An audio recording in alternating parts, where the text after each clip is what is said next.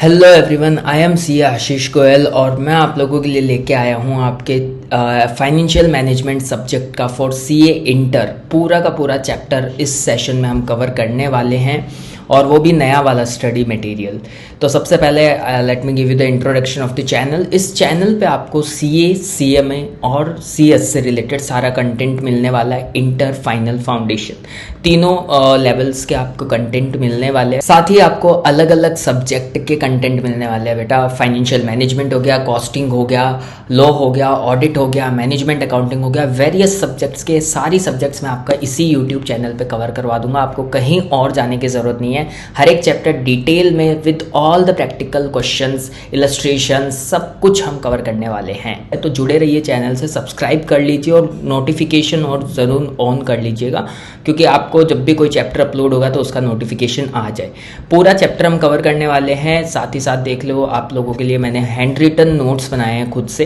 तो इस नोट्स में क्या क्या कवरेज आपको मिलेगा, पूरा का पूरा कंसेप्चुअल कवरेज आपको मिलेगा एक तो, और प्रैक्टिकल क्वेश्चंस कैसे सॉल्व करना है वो आपको मिलेगा, प्लस थेरेटिकल नॉलेज भी आपको इसमें मिलने वाला है। इसका मतलब आपको स्टडी मटेरियल का ये जो मॉड्यूल है ये रेफ़र करने की ज़रूरत नहीं है। ये सिर्फ और सिर्फ क्वेश्चंस के लिए हम लोग रेफ़र करने वाले हैं। तो जुड़े रहिए।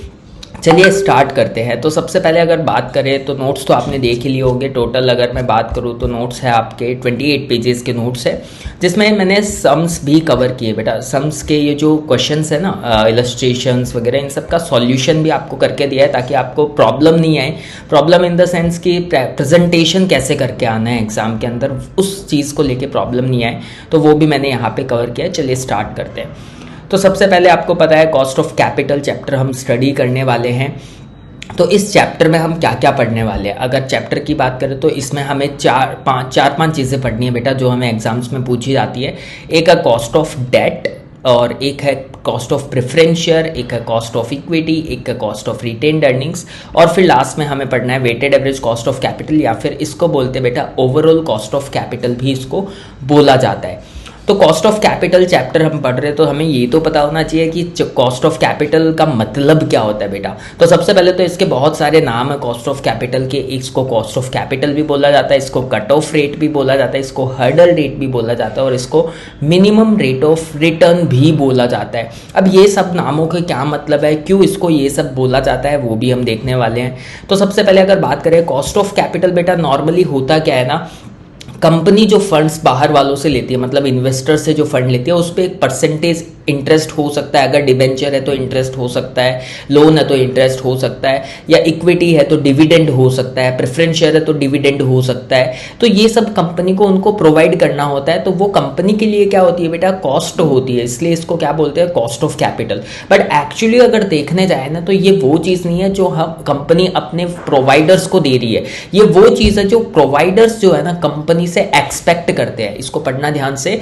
Cost of capital is not the amount which a company pays on its capital, but it is actually the return expected by the providers of capital. Providers of capital का मतलब क्या हुआ बेटा, डिबेंचर होल्डर्स हो गए, bond holders हो गए, preference share holders हो गए, इक्विटी शेयर होल्डर हो गए, ये सब तो ना आपके providers of capital.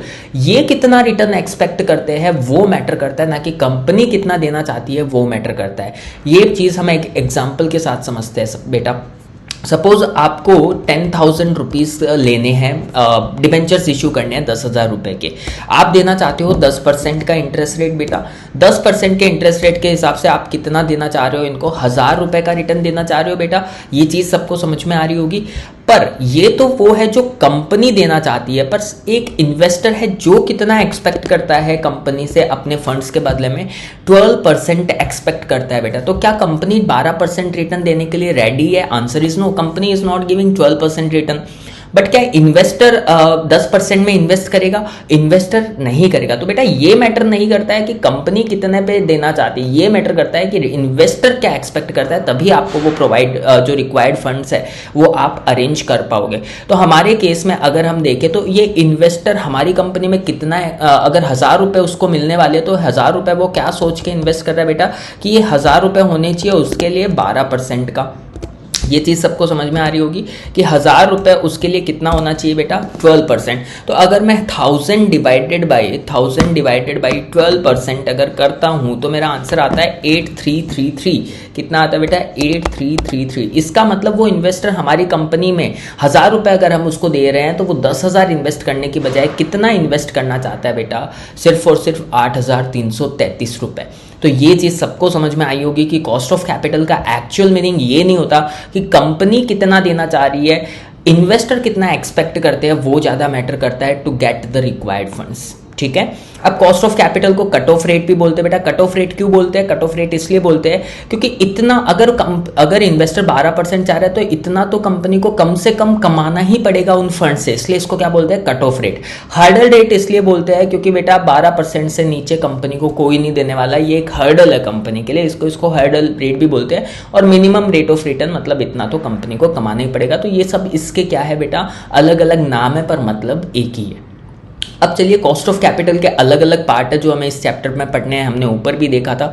Equity share capital, reserves and surplus जिसको रिटेन्ड अर्निंग्स भी बोला जाता है, प्रेफरेंस शेयर कैपिटल और लॉन्ग टर्म डेट जिसमें आपका डिबेंचर्स आ गया, लोन्स आ गए, वो सब चीज़ें यहाँ पे आती है। हमें बेटा इस चैप्टर में लॉन्ग टर्म डेट की अगर बात करूँ तो डिबेंचर्स के रिगार्डिंग पढ़ना है। ठीक है। इक्विटी शेयर कैपिटल वाले आपसे डिविडेंड लेके जाएंगे, रिजर्व्स एंड सरप्लस बेटा कुछ लेके नहीं जाता, आप जो कंपनी के रिटेन्ड अर्निंग्स होती है वो आपसे कुछ लेता नहीं है, बट बेटा वो आप कंपनी में रख रहे हो तो उसकी एक अपॉर्चुनिटी कॉस्ट तो कंपनी की लग रही होगी।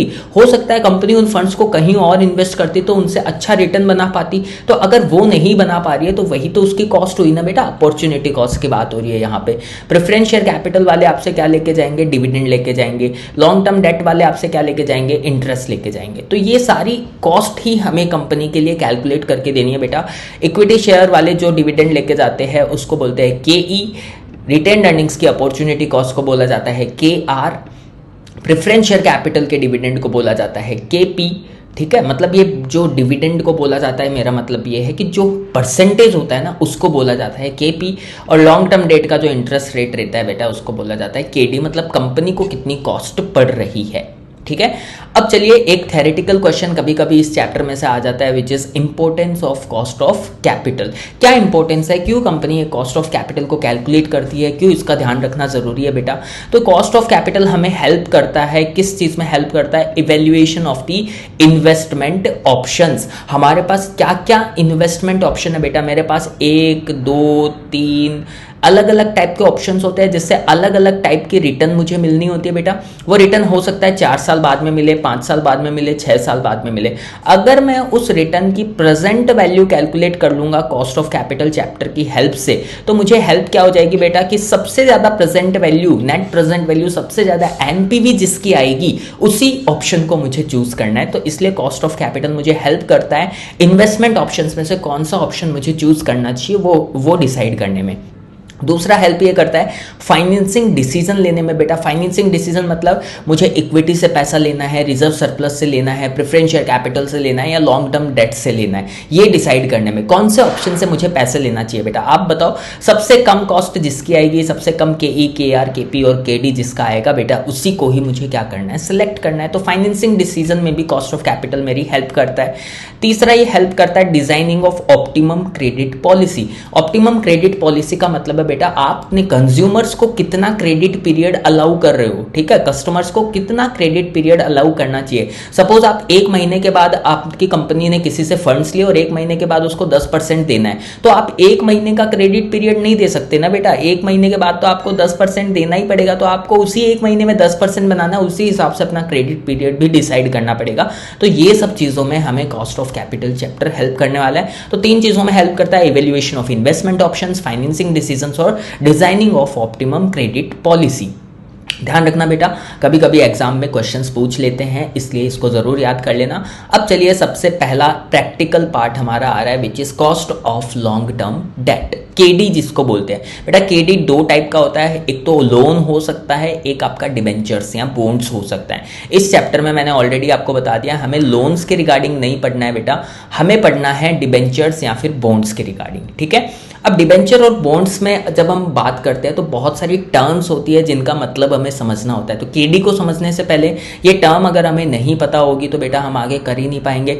और मैं आपको बता देता हूँ, ये जो आप लेक्चर देख रहे हो ये उनके लिए भी हेल्पफुल है जो रिवीजन करने के लिए आए हैं, ये उनके लिए भी हेल्पफुल है जिन्होंने पहले ये चैप्टर नहीं पढ़ा हो। तो दोनों लोगों के लिए हेल्पफुल है, पूरा कवरेज इसके अंदर होने वाला है, अच्छे से रिवीजन भी आपका होने वाला है और फुल फ्रेश नॉलेज भी आपको मिलने वाला है। एक होता है बेटा फेस वैल्यू। फेस वैल्यू क्या होता है? जो उस बॉन्ड के ऊपर लिखा होता है कि हाँ ये इसकी फेस वैल्यू, जैसे आपने सुना होगा इक्विटी शेयर के भी फेस वैल्यू होती है 10 रुपए 100 रुपए, ठीक है, वही होता है बेटा। इसी फेस वैल्यू पर आपका इंटरेस्ट कैलकुलेट किया जाता है। तो ये ध्यान रखना, जब भी क्वेश्चन हमें इंटरेस्ट कैलकुलेशन करने के लिए बोले तो interest is always calculated on the face value of the debenture और बॉन्ड। दूसरा है बेटा इंटरेस्ट रेट, या फिर उसको कूपन रेट भी बोला जाता है। बेटा कूपन रेट वही है जो हम फेस वैल्यू पे कैलकुलेट करते हैं, ठीक है। एक परसेंटेज होता है जिसको हमें कैलकुलेट करना होता है, जो रिटर्न एक्सपेक्ट करते हैं वो लोग, उसका एक परसेंटेज होता है। बेटा ध्यान रखना, दो केसेस में कूपन रेट या इंटरेस्ट रेट नहीं होती है। एक होते हैं डीप डिस्काउंट बॉन्ड और एक होते हैं zero coupon bond. Zero coupon bond में 0% की इंटरेस्ट रेट होती है, मतलब कुछ इंटरेस्ट देना ही नहीं पड़ता है, ठीक है, उसको बोलते हैं जीरो कूपन बॉन्ड। दूसरा होता है डीप डिस्काउंट बॉन्ड, जो ऑलरेडी बहुत ज्यादा डिस्काउंट पर आपको इश्यू किया जाता है, बहुत हैवी डिस्काउंट पर इश्यू किया जाता है, इसलिए इसको क्या बोलते हैं? Deep discount bond. इन दोनों केसेस में इंटरेस्ट रेट नहीं होती है, इस पे क्वेश्चन भी हम देखेंगे। फिर आता है बेटा मैच्योरिटी पीरियड। मैच्योरिटी पीरियड ये होता है कि आप कंपनी को कितने टाइम के लिए आप पैसे दे रहे हो, कितने टाइम के लिए लोन दे रहे हो, कितने टाइम के लिए आप डिबेंचर इशू कर रहे हो। से 5 साल के लिए मैं इशू कर रहा हूँ, से 10 साल के लिए मैं इशू कर रहा हूँ, उस चीज को क्या बोलते हैं बेटा? Maturity period. अब मैच्योरिटी पीरियड नहीं होता है बेटा, किस केस में नहीं होता है? इररिडीमेबल डिबेंचर्स के केस में, मतलब लाइफ टाइम तक आप उस डिबेंचर पे इंटरेस्ट देने वाले हो, मतलब आप उसको कभी पैसा वापस देने ही नहीं वाले हो, रिडम्पशन करने ही नहीं वाले हो, इसलिए उसको क्या बोलते हैं? Irredeemable debenture. तो वहां पर मैच्योरिटी पीरियड भी इनफाइनाइट होता है बेटा, इसलिए उसको क्या बोलते हैं? Irredeemable debenture. फिर आता है रिडम्पशन वैल्यू, मतलब जो मैच्योरिटी पीरियड होता है उसके बाद में आप उसको कितना पैसा रिटर्न करने वाले हो, उस चीज को क्या बोलते हैं बेटा? Redemption value. रिडम्पशन वैल्यू में very from the face value of debenture. बेटा जरूरी नहीं है जितना आपने लिया उतना ही रिटर्न करोगे, ये प्रीमियम पे भी हो सकता है, ये डिस्काउंट पे भी हो सकता है, ठीक है, कितना भी पैसा हो सकता है, जरूरी नहीं है फेस वैल्यू के बराबर ही हो। फिर एक लास्ट टॉपिक है बेटा बेनिफिट ऑफ टैक्स शील्ड। अब टैक्स शील्ड का बेनिफिट समझने से पहले हमें ये तो पता होना चाहिए कि टैक्स शील्ड क्या होता है। तो इसको एक एग्जांपल के थ्रू समझते हैं बेटा। ये जो टैक्स शील्ड होता है हमें किस पे मिलता है बेटा? लोन्स पे मिलता है, डिबेंचर्स पे मिलता है, लॉन्ग टर्म डेट्स पे मिलता है, ठीक है। आपको पता होगा जो भी इंटरेस्ट का एक्सपेंडिचर होता है वो माइनस करने के बाद जो पैसा बचता है उस पे हम टैक्स पे करते हैं। मैं ये बोलना चाहता हूँ बेटा, जो भी आपका प्रॉफिट बिफोर इंटरेस्ट टैक्स होता है उसमें से अगर इंटरेस्ट का पैसा माइनस कर दोगे, फिर जो प्रॉफिट बिफोर टैक्स आता है उसमें से आप टैक्स क्या करते हो? डिडक्ट करते हो, और उसके बाद में आपका क्या बचता है? Profit after tax. और फिर आप किसको देते हो बेटा? प्रेफरेंस का डिविडेंड देते हो, इक्विटी का डिविडेंड देते हो, रिटेन्ड अर्निंग्स का डिविडेंड देते, रिटेन्ड अर्निंग्स निकालते हो, ठीक है, डिविडेंड नहीं है, ठीक है। तो यहां पर इंटरेस्ट जो आप देख रहे होगे कि इंटरेस्ट किस में से जा रहा है बेटा? बिफोर टैक्स में से, और ये सब डिविडेंड वगैरह किस में से जा रहे हैं? आफ्टर टैक्स में से। मतलब इंटरेस्ट क्या हुआ बेटा?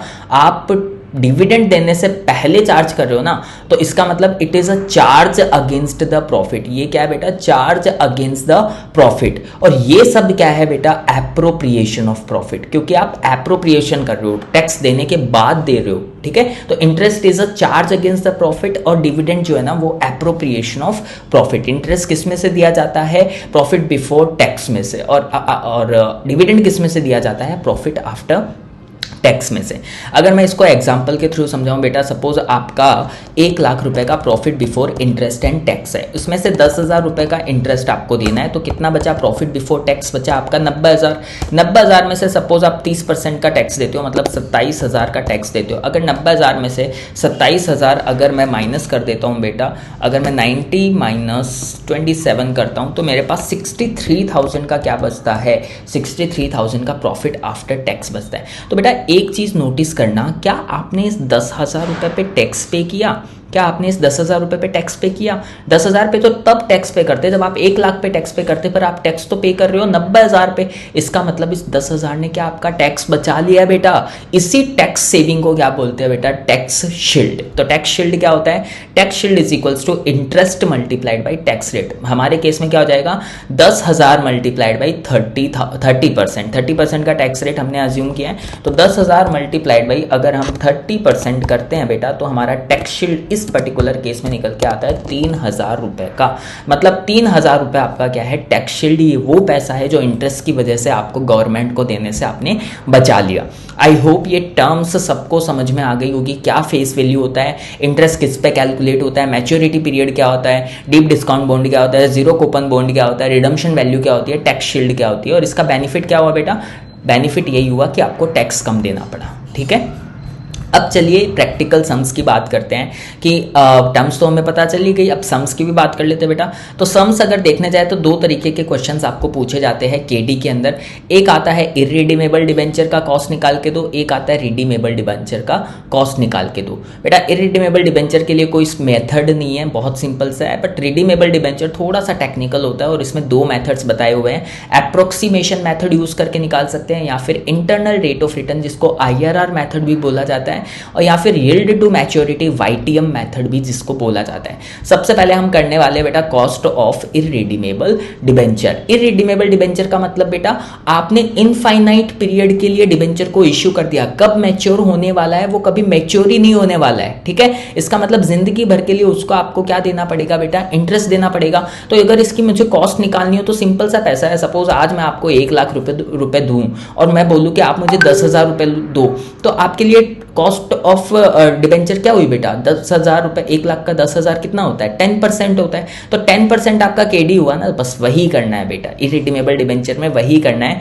इररिडीमेबल डिबेंचर का मतलब देख लो सबसे पहले, मींस डिबेंचर और bonds which are not repaid during the life of the company, they are only repaid when the company is wound up. ये कब पे किए जाएंगे बेटा? इनका रिडम्पशन कब किया जाएगा? जिंदगी में कभी नहीं किया जाएगा, पर जब जिंदगी खत्म होने आएगी ना कंपनी की तो कर देना है। इसका मतलब कंपनी लिक्विडेट हो रही है, वाउंड अप हो रही है, तो आपको इसका रिडम्पशन करना है।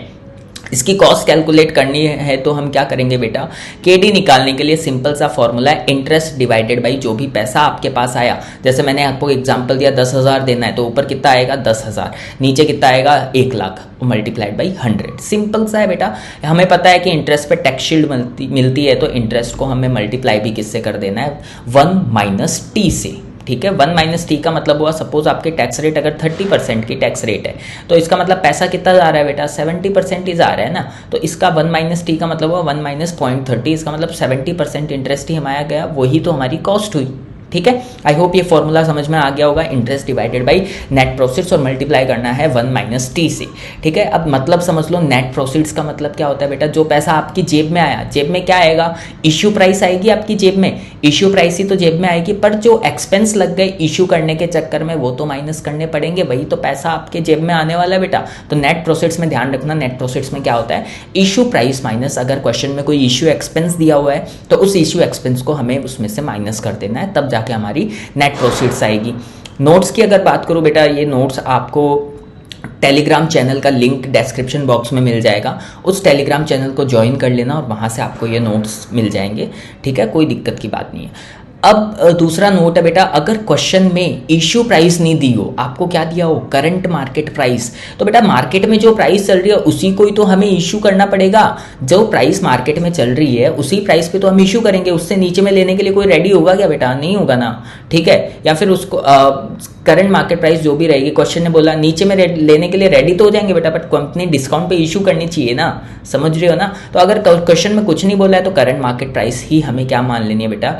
इशू प्राइस मान लेनी है। ठीक है, अगर क्वेश्चन में इशू एक्सपेंसेस के बारे में कुछ नहीं बोला है तो हम इसको कितना मानेंगे बेटा? 0 मानेंगे। ठीक है, अगर कुछ नहीं बोला है तो 0 लग गया है। ठीक है, फ्लोटेशन कॉस्ट भी इशू एक्सपेंस को ही बोलते हैं बेटा। Flotation cost as a percentage दी हुई होती है क्वेश्चन में। ये किस पे कैलकुलेट होती है बेटा? जो मार्केट प्राइस होती है ना, ना करंट मार्केट प्राइस, उस पे फ्लोटेशन कॉस्ट को क्या किया जाता है, कैलकुलेट किया जाता है। बट बेटा कई क्वेश्चन में ऐसा भी हो सकता है आपको करंट मार्केट प्राइस भी दी हुई हो और इश्यू प्राइस भी दी हुई हो, तो हमें as per the study material हमें किसको वेटेज देना है बेटा, करंट मार्केट प्राइस को। इसका मतलब नेट प्रोसीड्स में हम क्या लेने वाले हैं, करंट मार्केट प्राइस में से इश्यू एक्सपेंस माइनस करने वाले हैं, ना कि इश्यू प्राइस में से। आई होप इरेडीमेबल डिबेंचर का नोट्स सबको समझ में आ गया होगा। चलिए अब देखते हैं इलस्ट्रेशन नंबर 1। इलस्ट्रेशन नंबर 1 के लिए आ जाते हैं हम हमारे स्टडी मैट में। स्टडी मैट में इलस्ट्रेशन नंबर 1 पे आते हैं। इलस्ट्रेशन नंबर 1 अच्छे से पढ़ना बेटा। 5 years अगो, 5 साल पहले सोना लिमिटेड इशू 12% इरिडीमेबल डिबेंचर। कौन से डिबेंचर है, इरिडीमेबल डिबेंचर। इसका मतलब फॉर्मूला कौन से लगने वाला है, interest multiplied by 1 - t divided by net proceeds multiplied by 100। अब हमें सिर्फ ढूंढना है बेटा 12% का इंटरेस्ट रेट दिया हुआ है। इंटरेस्ट रेट किस पे कैलकुलेट होती है, फेस वैल्यू पे। देखते हैं इस क्वेश्चन में फेस वैल्यू कितना है। 5 years ago Sona Limited issue 12% irredeemable debentures at ₹103। Issue price कितनी है बेटा, 103 रुपए पे इशू किया था, जो कि 3 रुपए के प्रीमियम पे है। इसका मतलब फेस वैल्यू कितनी रही होगी बेटा, 103 - 3, 100 रुपए की फेस वैल्यू यहाँ पे दी भी हुई है। हमारा इंटरेस्ट कितना हो जाएगा, 100 का 12% इस 12 रुपीज़। 12 रुपए का इंटरेस्ट हो गया, सबको समझ में आ गया होगा इतना। इशू प्राइस क्या है, 103। The current market price of these debentures is 94। आपको एक नोट याद आ रहा होगा, अगर क्वेश्चन में CMP करंट मार्केट प्राइस और इशू प्राइस दोनों अगर दिया हुआ हो तो हमें कौन सा यूज करना है, करंट मार्केट प्राइस। तो नेट प्रोसीड्स में क्या यूज करेंगे बेटा, 94। तो 12 का इंटरेस्ट है, 94 का हमारा नेट प्रोसीड्स है। If the company page corporate tax rate of 35%, तो बेटा इसको KD निकाल के देना है। तो बेटा 35%, तो हमारा फॉर्मूला में पता है 12 मल्टीप्लाइड बाई 1 - t। 1 - t मतलब 1 - 0.35 डिवाइडेड बाई 94 मल्टीप्लाइड बाई 100। ये रहा आपके सामने solution. 12 multiplied by 1 - 0.35 divided by 94 multiplied by 100। Answer कितना आ जाएगा, 8.30 आपका क्या है बेटा, KD cost of irredeemable debenture. I hope irredeemable debenture सबको क्लियर हो गया होगा। ये जो इलस्ट्रेशन दिया हुआ था वो भी सबको समझ में आ गया होगा। ठीक है, चलिए नेक्स्ट देखते हैं। नेक्स्ट है हमारा cost of redeemable debenture. Redeemable debenture में मैंने आपको बताया था 2 मेथड से हम पढ़ने वाले हैं। एक है अप्रोक्सीमेशन मेथड और एक है internal rate of return method या यील्ड टू मैच्योरिटी मेथड। सबसे पहले हमें कौन से तरीके से सॉल्व करके आना है एग्जाम में बेटा, क्वेश्चन आपको बता देगा आपको कौन से मेथड से करना है। पर अगर क्वेश्चन आपको नहीं बताता है तो बेटा जो भी डेटा आपके पास अवेलेबल हो ना, उसके हिसाब से देख लेना कौन सा मेथड एप्रोप्रिएट होगा, आप उसके बेसिस पे कर सकते हो। ठीक है, अब चलिए देखते हैं रिडीमेबल डिबेंचर में अप्रोक्सीमेशन मेथड क्या बोलता है। तो सबसे पहले तो आपको नाम से समझ में आ रहा होगा, अप्रोक्सीमेशन मेथड मतलब बेटा हम एक्यूरेट एब्सोल्यूट रेट नहीं निकाल रहे हैं, हम एक अप्रोक्सीमेट रेट निकाल रहे हैं। कौन सी रेट निकाल रहे हैं बेटा, अप्रोक्सीमेट रेट निकाल रहे हैं। अप्रोक्सीमेट रेट निकलती है बेटा एवरेज पे। अप्रोक्सीमेट रेट किस पे निकलती है बेटा, एवरेज में। मतलब आप ये नहीं बोल सकते हो कि आपने जो KD निकाल के दिया है बाय अप्रोक्सीमेशन मेथड वो फाइनल है, नहीं बेटा, वो आसपास लगभग निकाल के दे रहे हैं। ठीक है, और लगभग चीजें किस पे निकलती है बेटा, एवरेज पे। आपको पता ही होगा, इतना ध्यान रखना अप्रोक्सीमेशन मेथड में। अब चलिए समझते हैं। एक एग्जांपल मैंने आपके लिए लिया है, हम रिडीमेबल डिबेंचर पढ़ रहे हैं, तो बेटा एक पर्टिकुलर पीरियड के बाद ये डिबेंचर रिडीम हो जाएगा। तो मैंने इस केस में मैच्योरिटी कितनी ली है बेटा, 5 साल की मैच्योरिटी ली है। ये आपका जब आप इशू कर रहे हो वो दिन है, 1 साल बाद का दिन है, 2 साल, 3 साल, 4 साल और 5 साल का पीरियड यहाँ पे लिया गया है। फेस वैल्यू कितना है बेटा, 100 का है। नेट प्रोसीड्स कितनी लिया है हमने, 95 ली है। इंटरेस्ट रेट 10% मान के चल रहा हूँ, रिडम्पशन वैल्यू 98 रुपीज़ मान के चल रहा हूँ, और टैक्स रेट ले रहा हूँ 30% का। ठीक है, अब आप मुझे बताओ 5 सालों के लिए आपको इंटरेस्ट देना पड़ेगा कि नहीं देना पड़ेगा, बिल्कुल देना पड़ेगा। कितना देना पड़ेगा, फेस वैल्यू कितनी है, 100 रुपये। 100 रुपये पे 10% देना पड़ेगा, मतलब बेटा 10 रुपये देना पड़ेगा। 10 रुपये का इंटरेस्ट लगेगा आपका। पर बेटा आपको तो पता है इंटरेस्ट पे टैक्स शील्ड मिलती है, इसका मतलब हमारे टैक्स की सेविंग हो रही है क्या, कितनी सेविंग हो रही है, इंटरेस्ट का 30%। इंटरेस्ट टैक्स रेट कितनी है, 30%, तो इसका 30% कितना होता है बेटा, 3 रुपये। इसका मतलब अल्टीमेटली हमारा पैसा कितना जा रहा है, 7 रुपये का पैसा जा रहा है बेटा। इतनी बात सबको समझ में आ गई। तो हर साल के एंड में कितना कितने रुपए जाएंगे बेटा, 7 7 7 7 और 7। 5 सालों के लिए 7 रुपए हमारे जाएंगे। और लास्ट में क्या जाएगा, लास्ट में रिडम्पशन वैल्यू जाएगी, वो कितनी दी हुई है क्वेश्चन में, 98 रुपीज़ का। तो लास्ट में टोटल कितने रुपए जाएंगे बेटा, 98 + 7 कितना हो जाता है, 105 रुपए हमारे लास्ट में जाने वाले हैं। अब हमें बोले कोई हमें इसकी कॉस्ट निकाल के दो बेटा, ईयरली हमें इसकी कॉस्ट निकाल के दो बेटा, केडी निकाल के दो, केडी का परसेंटेज निकाल के दो। तो बेटा कोई दिक्कत है इसमें, हमें पता है हमारे 7 रुपये जाने वाले हैं। तो सबसे पहले तो 7 रुपये का लेखा जोखा कर दो यहाँ पे, 10 interest multiplied by 1 minus T, वही तो किया है हमने। प्लस और क्या जाने वाला है बेटा, आए थे 95 और गए कितने 98, तो 3 रुपये और गए क्या, 3 रुपये और गए, कितने सालों में गए 3 रुपये और, 5 सालों में गए क्या, 3 रुपये और कितने सालों में गए बेटा, 5 सालों में। तो वही तो किया मैंने, 98 माइनस 95 डिवाइडेड बाई 5। ठीक है, ये तो हमारी टोटल कॉस्ट गई।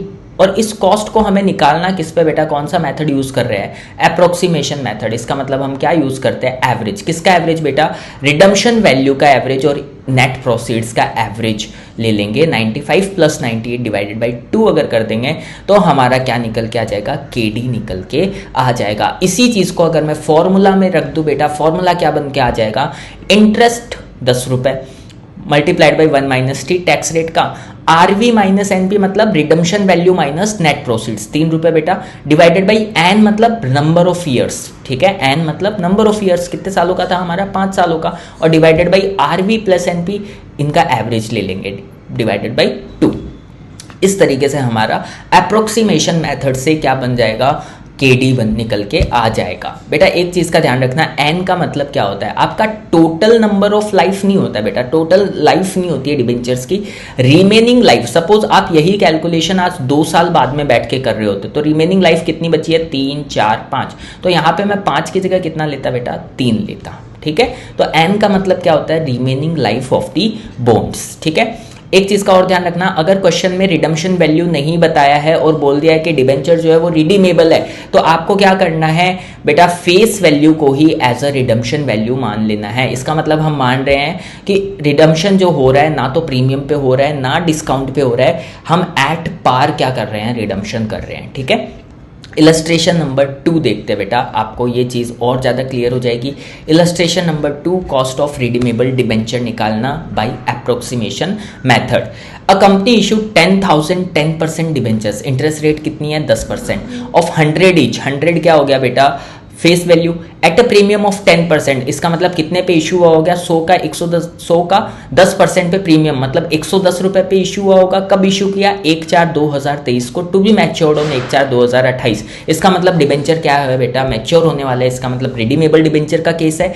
कितना पीरियड में मैच्योर होने वाले हैं, 23 से लेकर 28। कितने साल होते हैं, 23 से 24, 25, 26, 27, 28, 5 सालों का पीरियड है बेटा। सारा डेटा आपके सामने है। The debentures will be redeemed on maturity, compute the cost of debentures assuming 35% as tax rate. बेटा इंटरेस्ट रेट भी हमारे पास नेट प्रोसीड्स कितनी है, 110 रुपए। क्या हमारे पास रिडम्पशन वैल्यू है बेटा, नहीं है। क्वेश्चन ने तो नहीं बोला, पर मैंने आपको एक नोट बताया था कि अगर रिडम्पशन वैल्यू क्वेश्चन नहीं बोलता है तो हम उसको क्या मान लेंगे बेटा, एज अ फेस वैल्यू को ही हम क्या मान लेते हैं, रिडम्पशन वैल्यू मान लेते हैं। तो हमारे इसमें रिडम्पशन वैल्यू कितनी हो जाएगी, 100, टैक्स रेट आपको दी हुई है 35।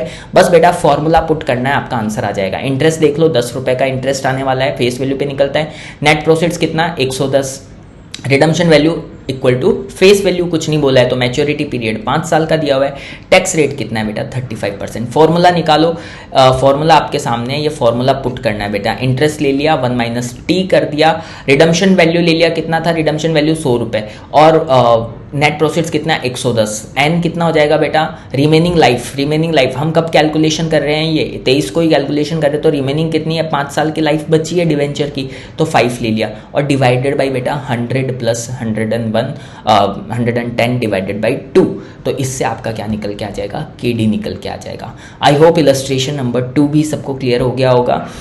अब आ जाते हैं इलस्ट्रेशन नंबर 3 में। इलस्ट्रेशन नंबर 3 बेटा मैंने आपको एक चीज़ बताई थी कि, चलिए पहले इलस्ट्रेशन नंबर 3 देख लेते हैं। A company issued 10,000 10% debentures of 100 each at par on 1/4/2018 to be matured on what, 1/4/2028। बेटा 10 साल का पीरियड दे दिया इस बार, और कितने पर इशू किया है, एट पार इशू किया है, मतलब फेस वैल्यू पे इशू किया है 100 रुपए पे। The company wants to know the cost of existing debt on 1/4/2023। बेटा कंपनी कब जानना चाहती है कि 1/4/2023 को हमारा केडी कितना है। बेटा 5 साल निकल गए क्या ऑलरेडी, 18 18 से 19, 20, 21, 22, 23, 5 साल ऑलरेडी निकल गए, तो रिमेनिंग पीरियड कितना बचा? 5 साल ही बचा। एन में 10 आएगा कि 5 आएगा? एन में आएगा बेटा 5। बस बाकी सब सेम है। मार्केट प्राइस दे रखी है बेटा 80 रुपीज़। अब आप मुझे बताओ, आप इशू प्राइस यूज करोगे कि मार्केट प्राइस यूज करोगे? मार्केट प्राइस यूज करोगे, ठीक है। Compute the cost of existing debentures assuming tax rate of 35%। तो बेटा देख लो, यहाँ पे आपके लिए सॉल्यूशन है। इंटरेस्ट में तो वही 10 रुपए आएगा, CMP 80 रुपए दे रखी है, इसी को एज हमें नेट प्रोसीड्स यूज करना है। RV दिया कुछ नहीं दिया हुआ तो 100 रुपीज हो जाएगा। आपको पता है फेस वैल्यू के बराबर होता है। एन होता है रिमेनिंग लाइफ, मतलब 1/4 से 1/4 का, और टैक्स रेट कितना दिया हुआ है? 35% का। फॉर्मूला में बस ये ध्यान रखना, 5 लेना है और 80 लेना है। इस क्वेश्चन में लास्ट वाले क्वेश्चन के जैसे ही था, पर 2 चीजें हमें जानना जरूरी थी, वो हमने डिस्कस कर लिया। बेटा अप्रोक्सीमेशन मेथड यहाँ पे आपका खत्म हो जाता है। अब नेक्स्ट मेथड आता है आपका IRR मेथड, या जिसको क्या बोलते हैं बेटा?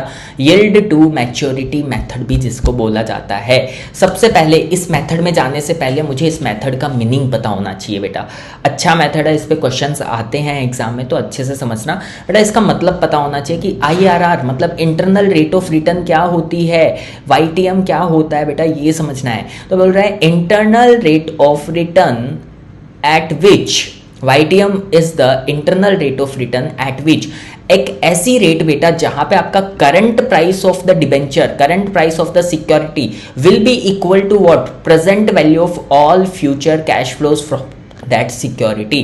बोल रहा करंट प्राइस एक ऐसी रेट जिस पे अगर मैं प्रेजेंट वैल्यू निकालूं फ्यूचर कैश फ्लोज की, वो मेरी आज की प्राइस के बराबर हो जाएगी। तो उसी चीज को क्या बोलते हैं बेटा? KD, मतलब मेरा इंटरनल रेट ऑफ रिटर्न। अब इस मेथड में इसको मैं एक एग्जांपल के साथ समझाता हूँ बेटा आपको। एग्जांपल है कि ये 5 सालों का रिडेम्पशन मैंने लिया है, वही मैच्योरिटी पीरियड 5 साल। हर साल के एंड में सपोज मुझे 7-7 रुपए का कैश फ्लो होने वाला है बेटा। 7-7 रुपए का क्या होने वाला है? Cash flow. अगर मैं इन सारे कैश फ्लोज का प्रेजेंट वैल्यू निकाल लेता हूं एक ऐसी रेट पे, प्रेजेंट वैल्यू एक ऐसी रेट पे निकाल लेता हूं 7 रुपए, और लास्ट में रिडम्पशन होगा कितने पे बेटा? 105 पे। इसका भी प्रेजेंट वैल्यू अगर मैं निकाल लेता हूं तो वो किसके बराबर हो जाना चाहिए? मेरी आज की प्राइस के, मतलब इश्यू प्राइस के या करंट मार्केट प्राइस के बराबर हो जाना चाहिए। उसी रेट को क्या बोलते हैं बेटा? हम उसी रेट को क्या बोलते हैं? Internal rate of return.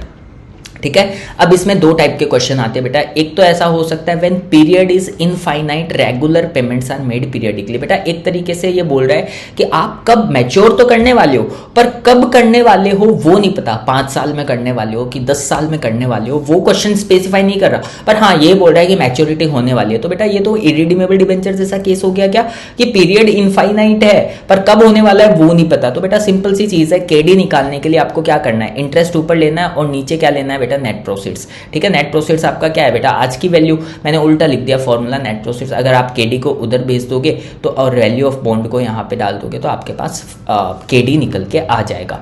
Next है बेटा व्हेन पीरियड इज फाइनाइट। जब आपको बता दिया कि 5 साल में होने वाला है कि 10 साल में होने वाला है, तो आपको पता होगा बेटा सिर्फ हमें रेट कैलकुलेट करके देनी है। कैसे कैलकुलेट करना है बस वो समझ लो। फॉर एग्जाम्पल मैंने आप लोगों के लिए एक एग्जाम्पल बनाया बेटा। करंट मार्केट प्राइस हमें दी हुई है 80 रुपए की, रिडम्पशन वैल्यू दिया हुआ है 100 रुपए का, टैक्स रेट दी हुई है 35% की, इंटरेस्ट रेट दिया हुआ है 10% का, और इंटरेस्ट कितना हो जाएगा बेटा? अगर मैं टैक्स शील्ड की बात करूँ तो 6.5 रुपीज़। ठीक है। इंटरेस्ट मल्टीप्लाइड बाई 1 - T किया, कितना आया? 6.5 रुपीज़। तो बेटा 5 साल का मैच्योरिटी पीरियड मान लो इसके अंदर। ठीक है।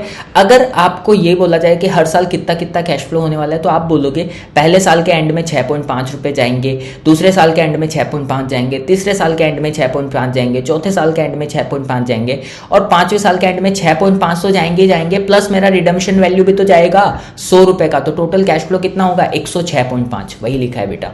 इसी तरीके से क्वेश्चन सॉल्व करके आना है। देख लो 0 1 2 3 4 5, हर साल के एंड में 6.5 6.5 6.5 6.5 और लास्ट में कितना? 106.5 जाने वाला है। पर अभी बेटा आप इशू कर रहे हो तो 80 रुपए आ भी तो रहे हैं आपके पास, तो वो भी तो लिखोगे 80 रुपए यहाँ पे वो भी तो लिखोगे बेटा कि आपके पास आ भी तो रहे हैं 80 रुपए। ठीक है। अब मैं आपको एक सजेशन देना चाहूँगा, एक एडवाइस देना चाहूँगा कि IRR का जब भी आप सॉल्यूशन करके आओ ना एग्जाम में, तो आप इन्वेस्टर के पॉइंट ऑफ व्यू से सोचना। मतलब यहाँ पे जो प्लस माइनस लेना है ना इसके कैश फ्लो के अंदर, इन्वेस्टर के पॉइंट ऑफ व्यू से लेना। इन्वेस्टर का क्या जा रहा है बेटा? 80 रुपये कंपनी के पास तो आ रहे हैं, पर इन्वेस्टर का जा रहा है ना, तो यहाँ पे 80 माइनस में लिखना, और बाकी आ क्या रहा है इन्वेस्टर के पास? 6.5 6.5 6.5 106.5, ये सब प्लस में लिखना। अब बेटा हमें रेट कैलकुलेट करनी है। रेट कैलकुलेट करने के लिए हमें एक रेट अज्यूम करनी पड़ेगी बेटा। तो कोई भी रेट आप अज्यूम कर सकते हो, इंटरेस्ट के आसपास की रेट अज्यूम कर लो।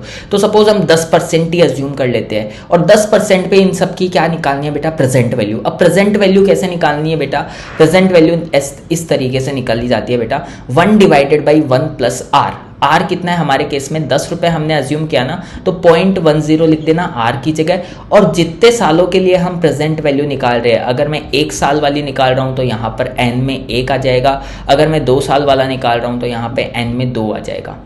सब लोग कैलसी लो और कैलसी में करो 1.1 टू द पावर 2, ठीक है। 1.1 को 1.1 से मल्टीप्लाई करो और उसके बाद में जो भी वैल्यू आए 1 डिवाइडेड बाई दैट वैल्यू कर दो। आपका कौन सा वैल्यू आ जाएगा बेटा, ये आ जाएगा। इसी तरीके से आप तीसरे साल का, चौथे साल का और पांचवें साल का डिस्काउंटिंग फैक्टर निकाल सकते हो बेटा। पहले साल का तो 1 ही हो जाएगा, कोई दिक्कत नहीं होनी चाहिए यहाँ पे किसी को। उसके बाद में इससे इसको कैश फ्लोज को डिस्काउंटिंग फैक्टर से मल्टीप्लाई करते जाओ बेटा, ये वैल्यूज आपकी आ जाएगी। और लास्ट में आपको क्या करना है, टोटल कर देना है, ये आपकी प्रेजेंट वैल्यू आ जाएगी of all the cash flows at 10%। But बेटा क्या ये जीरो हुई क्या, हमें तो ये चाहिए, एक ऐसी रेट चाहिए जिसपे हमारी प्रेजेंट वैल्यू क्या हो जाए, जीरो हो जाए। बट इस केस में तो ये जीरो हुई नहीं, इसका मतलब हमें और भी कैलकुलेशन करनी पड़ेगी बेटा। आपका फिगर किस में आया बेटा, एक पॉजिटिव फिगर आया ना। हम एक ऐसा रेट लेंगे जिससे हमारा ये प्रेजेंट वैल्यू नेगेटिव में आए। अब आप मुझे बताओ, आपको 10% से ज्यादा की रेट लेनी पड़ेगी या 10% से कम की रेट लेनी पड़ेगी, खुद सोच के बताओ। अगर मैं 10% से ज्यादा की रेट लूंगा तभी तो बेटा मेरा ये फिगर जो है वो छोटा होगा। हाँ, अगर आप किसी भी चीज को किसी से डिवाइड करते हो और नीचे जितनी छोटी वैल्यू होगी आपका आंसर उतना ज्यादा आएगा, ठीक है। अगर उस वैल्यू को बढ़ाओगे तभी तो ये नीचे जाएगा ना, तभी तो ये 6.73 माइनस में कन्वर्ट होगा। तो मैंने अज्यूम कर लिया कितना बेटा, 15% का। ये आप भी कुछ भी अज्यूम कर सकते हो बेटा, पर थोड़ा आसपास का हो वो ध्यान रखना, ठीक है। इसी तरीके से मैंने डिस्काउंटिंग फैक्टर निकाल लिया और इसको मल्टीप्लाई किया तो मेरा आंसर कितना आया बेटा, इस बार नेगेटिव में आ गया कितना, माइनस की 8.5 मेरा नेगेटिव आंसर यहाँ पे आ गया। अब चलो IRR का फॉर्मूला बनाते हैं बेटा, IRR का फॉर्मूला बनाते हैं। एग्जाम में फॉर्मूला बना के आने की जरूरत नहीं है, ऑब्वियसली मैं आपको समझाने के लिए बता रहा हूँ। फॉर्मूला रट के ही जाना है, आपको समझ में आ गया तो रटने में और ज़्यादा इजी रहेगा बेटा। हमें लाना है 0 पे। एक वैल्यू हमारा आया 6.73 जो कि 10% की रेट पे आया। एक वैल्यू हमारा आया 15% जो कि एक वैल्यू हमारा आया माइनस का 8.5 which is on the 15% rate, ठीक है। तो हमें बेटा इतना तो पता है कि 10% तो एटलीस्ट होना ही होना है IRR। बेटा आपको ये तो पता ही होगा कि 10% पे अगर पॉजिटिव वैल्यू आ रही है तो अगर इसको जीरो करना है तो 10% से ज़्यादा की रेट ही आने वाली है, तो 10 तो होना ही होना है। तो सबसे पहले मुझे 10 ही ले लेना है बेटा, 10 प्लस ही करके मुझे काम करना है। तो मैंने 10 लिया और यहाँ पे लिखा प्लस 10 प्लस। बेटा टोटल मुझे कितना कम करना है, टोटल मुझे कम करना है, एक तो 6.73 को यहाँ से यहाँ जीरो पे लाना है, एक 8.5 को यहाँ से यहाँ लाना है। तो इन दोनों का टोटल मुझे कम करना है क्या, तो वो टोटल ले लो नीचे यहाँ पे 6.73 प्लस 8.5। इसमें से टोटल में से कम कितना करना है बेटा, अगर मैं 6.73 ही कम कर दूंगा तो भी तो मैं जीरो पे आ जाऊंगा। तो ऊपर कितना ले लो 6.73 और इन दोनों का रेट का आप क्या ले लो, आगे डिफरेंस को मल्टीप्लाई कर दो 15 माइनस 10, आपका रेट कितना आ जाएगा 12.21। अगर आप इसको सॉल्व कर लोगे बेटा, इसी चीज को अगर मैं फॉर्मूला में पुट कर देता हूं तो 10 क्या था मेरा लोअर रेट बेटा, 10 क्या था लोअर रेट, 6.73 क्या था present value at the lower rate. Lower rate कितना 10 बेटा, जो छोटी रेट है, ठीक है। NPV at the lower rate और नीचे मैंने क्या किया divided by NPV at the lower rate plus NPV at the higher rate. बेटा मैंने यहाँ पे प्लस किया है बट आपको फॉर्मूला में दिख रहा होगा माइनस, ये कोई गलती से नहीं लिखा है बेटा, फॉर्मूला में माइनस ही आएगा क्योंकि जब आप माइनस वाली वैल्यू लोगे तो ये माइनस माइनस क्या बन जाना है बेटा, प्लस बन जाना है। तो यहाँ पे मैंने डायरेक्टली प्लस लिख दिया, ठीक है। और मल्टीप्लाई किससे करना है, higher rate minus lower rate, ठीक है। आई होप फॉर्मूला कैसे डेराइव हुआ विद कॉन्सेप्ट क्लैरिटी सबको समझ में आ गया होगा, ठीक है। चलिए अब आ जाते हैं हमारे इलस्ट्रेशन नंबर 4 पे। बेटा अच्छे से पढ़ना, इजी सा है। अगर आपको ये एग्जाम्पल समझ में आ गया है तो इलस्ट्रेशन 4 करने में आपको कोई भी दिक्कत नहीं होगी। और इलस्ट्रेशन 4 ही नहीं बेटा, पूरा का पूरा IRR मेथड आपकी चुटकियों में हो जाएगा, ठीक है। इलस्ट्रेशन नंबर 4 देखना, institutional development bank IDB issued zero interest deep discount bond. बेटा इसका नाम सुना था क्या? जीरो इंटरेस्ट मतलब इस पे कोई इंटरेस्ट नहीं जाता है, हर साल हमें कुछ नहीं पे करना है बेटा, ठीक है। और face value of 1 lakh, face value कितना है बेटा? 1 लाख का दिया हुआ है, पर डीप डिस्काउंट दिख रहा है, मतलब बहुत हैवी डिस्काउंट पे इशू होगा। और कितने पे इशू किया इन्होंने? 2500 रुपए पे ही इसको इशू कर दिया। कितना ज्यादा हैवी डिस्काउंट है, और ऊपर से आपको इंटरेस्ट भी चाहिए बेटा? नहीं, ठीक है। And repayable after 25 years. 25 years क्या हो गया बेटा? मैच्योरिटी हो गया। Compute the cost of debt if there is no corporate tax. Tax rate कुछ भी नहीं दिया, बोला टैक्स है ही नहीं इस दुनिया में, तो फिर आप उसको केडी निकाल के दो। तो बेटा यहाँ पे आप मुझे बताओ कैश फ्लोज क्या क्या हो रहे हैं। एक तो स्टार्टिंग में 2500 रुपए इन्वेस्टर के पास से जाने वाले हैं, पर 25 सालों में कुछ और हो रहा है क्या? जब इंटरेस्ट ही नहीं है तो 25 सालों में कुछ नहीं, और कुछ भी नहीं होने वाला। हाँ, eight the end of 25 years investors के पास कितना आएगा? 1 लाख रुपए आने वाला है क्या बेटा? आपको बोला है कि रिडम्पशन वैल्यू कुछ नहीं दिया हुआ, तो फेस वैल्यू को रिडम्पशन मान लेंगे बेटा। फेस वैल्यू कितनी है? 1 लाख।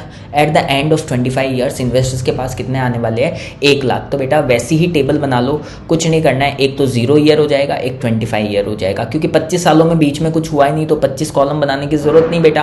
2500 का नेगेटिव दिखा देंगे, 1 लाख ये दिखा दिया। अब बेटा आपको डिस्काउंटिंग फैक्टर अज्यूम करना पड़ेगा, कुछ भी नहीं है, ठीक है। तो आप अपने हिसाब से अज्यूम कर सकते हो। मैंने एक रेट अज्यूम करी है 15%, एक रेट अज्यूम करी है 16%।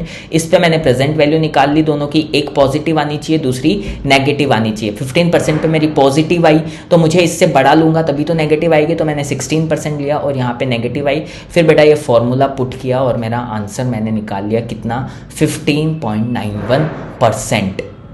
आई hope illustration number 4, IRR method और एग्जाम्पल ये सब सबको समझ में आ गया होगा।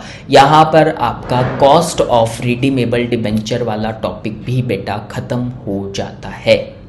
आई होप कोई दिक्कत नहीं आ रही होगी, केडी निकालने में किसी को भी कंसेप्चुअल क्लैरिटी सबको मिल रही होगी। IRR मेथड होता क्या है, किस तरीके से कैलकुलेशंस करी जाती है बेटा, सारी क्लैरिटी मिल रही है कि नहीं मिल रही? कमेंट बॉक्स में मुझे ज़रूर बताना। अब चलिए आ जाते हैं अमोर्टाइजेशन ऑफ बॉन्ड पे। अमोर्टाइजेशन ऑफ बॉन्ड क्या होता है बेटा? अमोर्टाइजेशन ऑफ बॉन्ड का मतलब आपको पता है कि आज आपने अगर 1000 रुपये दिए सपोज, तो हर साल आपको कुछ ना कुछ इंटरेस्ट मिलने वाला है, ठीक है। हर साल आपको कुछ ना कुछ इंटरेस्ट मिलने वाला है बेटा। एक केस तो ये हो सकता है, पर एक केस ये भी तो हो सकता है, आज आपने सपोज 5000 रुपये दिए मुझे, और हर साल मैं आपको इंटरेस्ट के साथ साथ 1000 रुपये और रिटर्न करता जाऊं, मतलब प्रिंसिपल भी हर साल मैं आपको क्या कर रहा हूं बेटा? रिटर्न कर रहा हूं। इस चीज को, सेकंड वाले केस को क्या बोलते हैं बेटा? जिसमें इंटरेस्ट के साथ आप प्रिंसिपल भी रिपे करते हो ना, इस सेकंड वाली चीज को क्या बोलते हैं बेटा? अमोर्टाइजेशन ऑफ बॉन्ड बोला जाता है। क्या बोला जाता है? Amortisation of bond. पढ़ लो इसको। अ बॉन्ड में be amortised every year, that is principal is repaid every year rather than at maturity. In such situation, balance principal amount will reduce every year and interest will be calculated on balance amount। आप मुझे बताओ बेटा, आपने 5000 रुपये का loan लिया, 5000 का loan लिया, आपने 1000 रुपये पे कर दिया, तो अब आपका इंटरेस्ट 5000 पे कैलकुलेट होना चाहिए कि 4000 पे कैलकुलेट होना चाहिए? ऑब्वियसली आप बोलोगे भाई 5000 पे क्यों दे, अब तो 4000 पे लगेगा। तो यही बोल रहा है बेटा, बैलेंस प्रिंसिपल अमाउंट पे ही आपका क्या होगा बेटा? इंटरेस्ट कैलकुलेट होगा। इस फॉर्मूला को छोड़ दो, याद करने की ज़रूरत नहीं है, ये सिर्फ आपको मॉड्यूल में दिया हुआ था इसलिए मैंने यहाँ पे लिखा है। सिर्फ क्वेश्चन से अगर इसको समझ लेंगे तो आपको अमोर्टाइजेशन अच्छे से समझ में आ जाएगा। इलस्ट्रेशन नंबर 5, फॉर्मूला भी मैं बाद में बता दूंगा कैसा आया है, ठीक है, आपको खुद को ही समझ में आ जाएगा। इलस्ट्रेशन नंबर 5 में आ जाओ। RBML is proposing to sell a 5-year bond of 5000 each, 5000 at, बेटा 5 साल की मैच्योरिटी पीरियड है, 5000 रुपये पे इशू कर रहे हो एट 8% का इंटरेस्ट रेट है। The bond amount will be amortise. बेटा अमोर्टाइजेशन वर्ड यूज किया है, इसका मतलब हर साल हम प्रिंसिपल भी पे कर रहे हैं इक्वली ओवर इट्स लाइफ। बेटा कितना कितना प्रिंसिपल पे कर रहे हैं? 5 साल की लाइफ है, 5000 रुपये 5 साल में इक्वली पे करने हैं, मतलब 5000 डिवाइडेड बाई 5 अगर करूँ, 1000 रुपये हर साल मुझे पे करना है, ठीक है। Calculate the bonds present value for an investor if aspects a minimum rate of return of 6%। बेटा अभी तक आप देख रहे हो कि हमें 6% ये जो IRR है वो कैलकुलेट करनी पड़ रही होगी, पर इस क्वेश्चन में तो हमें IRR ऑलरेडी कैलकुलेट करके दे दिया है 6%। बेटा ये बोल रहा है कि प्रेजेंट वैल्यू निकाल दो आप, कितनी रेट पे? 6%। अज्यूम कुछ नहीं करना है। तो बेटा कैश फ्लोज अगर हमारे पास आ जाएंगे तो हम 6% पे डिस्काउंटिंग करके क्या कर देंगे? प्रेजेंट वैल्यू इजीली कैलकुलेट कर देंगे। तो कैश फ्लोज क्या क्या है बेटा? कैश फ्लोज देखो, अब यहाँ पे हम IRR तो कैलकुलेट कर नहीं रहे हैं, यहाँ पे हम IRR तो कैलकुलेट कर नहीं रहे हैं, तो जीरो लेने की जरूरत नहीं है, ठीक है। डायरेक्टली हम क्या ले लेंगे 1 2 3 4 5, यही ले लेंगे डायरेक्टली 1 2 3 4 5।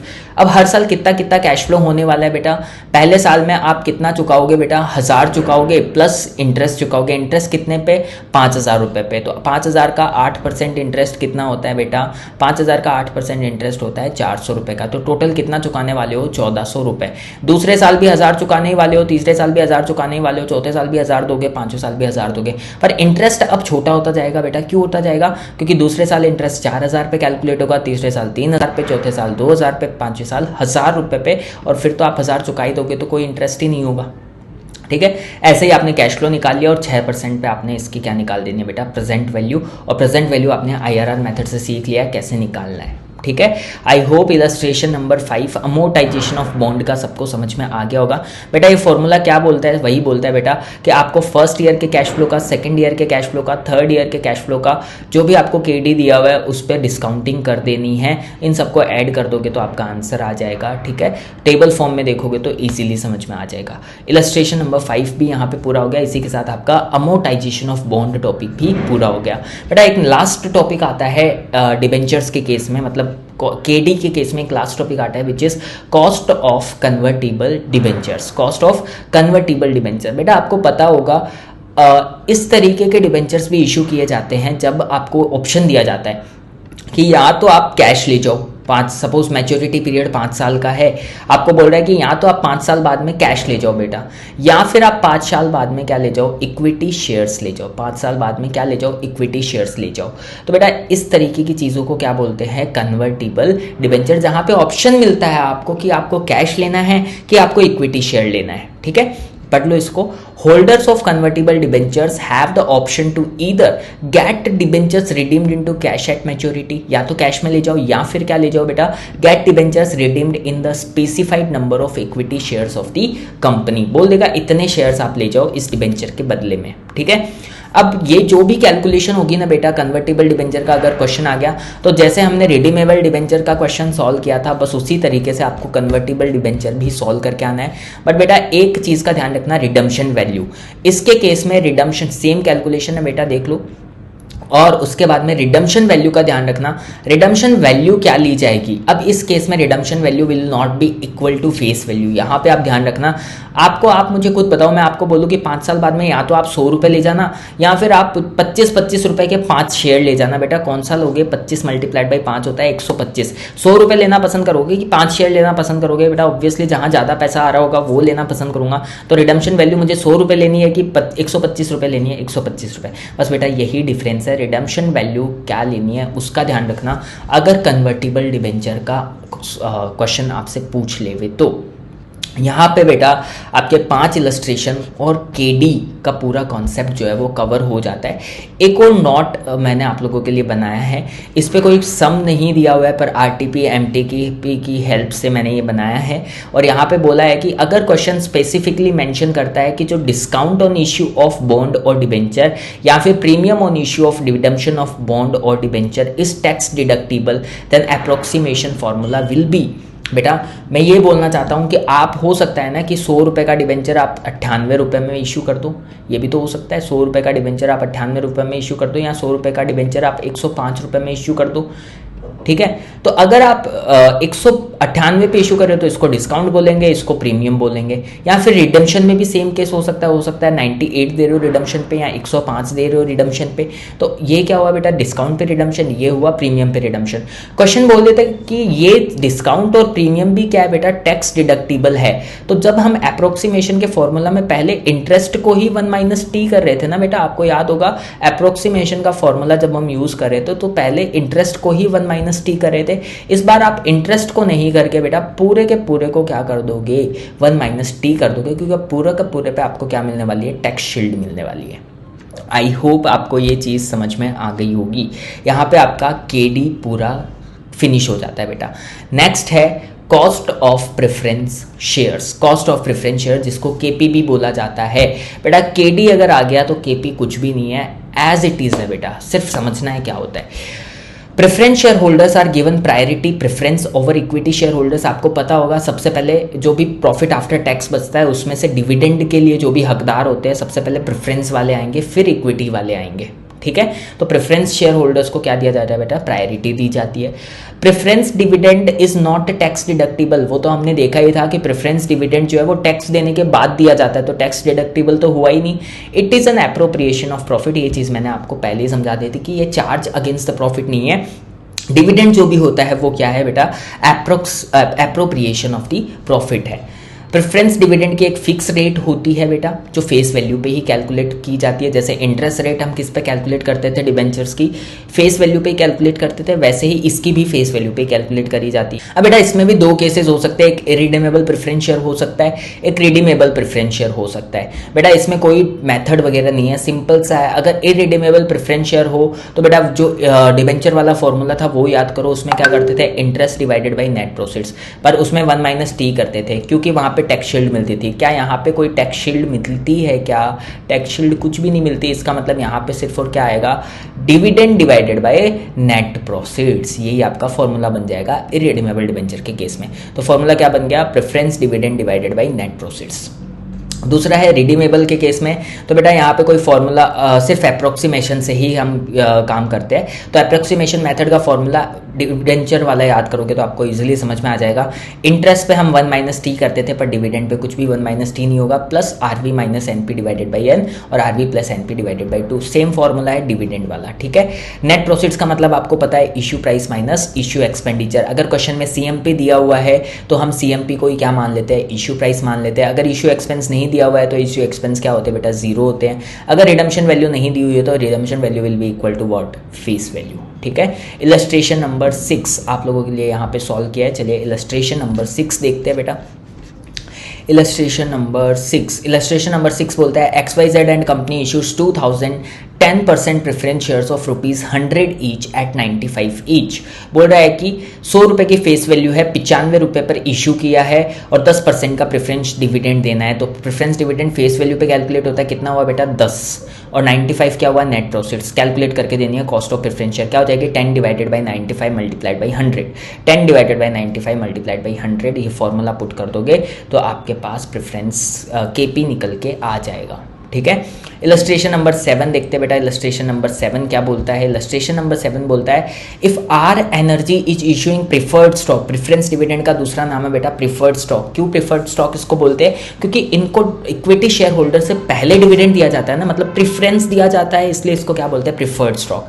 एट 100 पर शेयर, बेटा फेस वैल्यू कितना है 100, विद स्टेटेड डिविडेंड ऑफ 12 रुपए का डिविडेंड दे रहा है, खुद ही बोल दिया। और फ्लोटेशन कॉस्ट कितनी है बेटा, 3% की क्या है, फ्लोटेशन कॉस्ट है। बेटा आपको एक नोट दिखाया था मैंने, फ्लोटेशन कॉस्ट हमेशा किस पे कैलकुलेट होती है, करंट मार्केट प्राइस पे। इस क्वेश्चन में क्या हमारे पास करंट मार्केट प्राइस है क्या बेटा, नहीं है, तो 100 रुपये को ही मान लेंगे। Calculate the cost of preference shares. Preference share में आपको फ्लोटेशन कॉस्ट वाला नोट दिखा देता हूँ बेटा।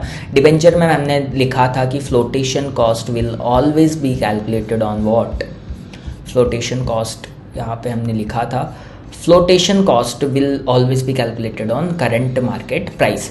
हमारा ये जो इलस्ट्रेशन नंबर कौन सा कर रहे हैं बेटा, हम इलस्ट्रेशन नंबर 7 के अंदर, इलस्ट्रेशन नंबर 7 के अंदर हमारा करंट मार्केट प्राइस कितना है बेटा, 100 रुपये। कुछ नहीं बोला तो इसी को ही मान लेंगे, issue price will be equal to current market price ना। तो 3 रुपये की क्या हो जाएगी, फ्लोटेशन कॉस्ट, ठीक है। 12 रुपये का क्या हो जाएगा, डिबेंचर हो जाएगा। 12 रुपये का डिबेंचर हो जाएगा, सॉरी डिविडेंड हो जाएगा। तो ऊपर तो 12 रुपये आ जाएंगे और नीचे नेट प्रोसीड्स में क्या आ जाएगा बेटा, 100 - 3। इशू एक्सपेंस माइनस करने हैं ना, फ्लोटेशन कॉस्ट माइनस करनी है ना, तो आंसर क्या हो जाएगा, 12 divided by 97 multiplied by 100। Answer देख लो, 12 डिवाइडेड बाई 97 मल्टीप्लाइड बाई 100, और पूरा आपके सामने यहाँ पे सॉल्यूशन करके दिया हुआ है बेटा, ठीक है। अब आ जाते हैं इलस्ट्रेशन नंबर 8 में। इलस्ट्रेशन नंबर 8 देखो बेटा, illustration number 8, cost of redeemable preference share. XYZ limited issues 2010% preference shares of ₹100 each. बेटा 10% का डिविडेंड का रेट है, 100 का फेस वैल्यू है और 95 पे आपने इशू किया। The company proposes to redeem the preference shares at the end of 10th year. 10 साल बाद में आप इसको क्या करने वाले हो, रिडीम करने वाले हो। Calculate the cost of preference share. बेटा सारी चीज़ें निकाल लेते हैं।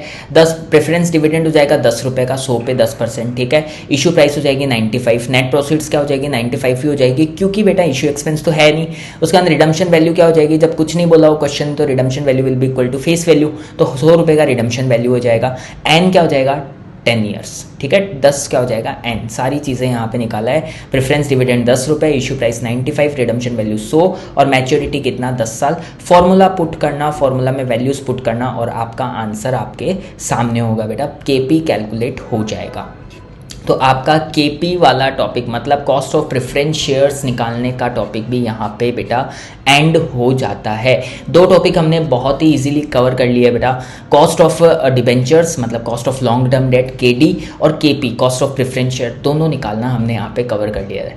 नेक्स्ट आता है बेटा cost of equity share capital, जो कि बहुत ज़्यादा इंपॉर्टेंट है। केई निकालना, क्वेश्चन बोलता है कि केई निकाल के दो, कॉस्ट ऑफ इक्विटी शेयर निकाल के दो। बेटा केई क्या होता है, जो इक्विटी शेयर्स को हम डिविडेंड दे रहे हैं ना, मतलब इन्वेस्टर जो भी रिटर्न एक्सपेक्ट कर रहा है कंपनी से, उसको क्या बोलते हैं, केई बोलते हैं।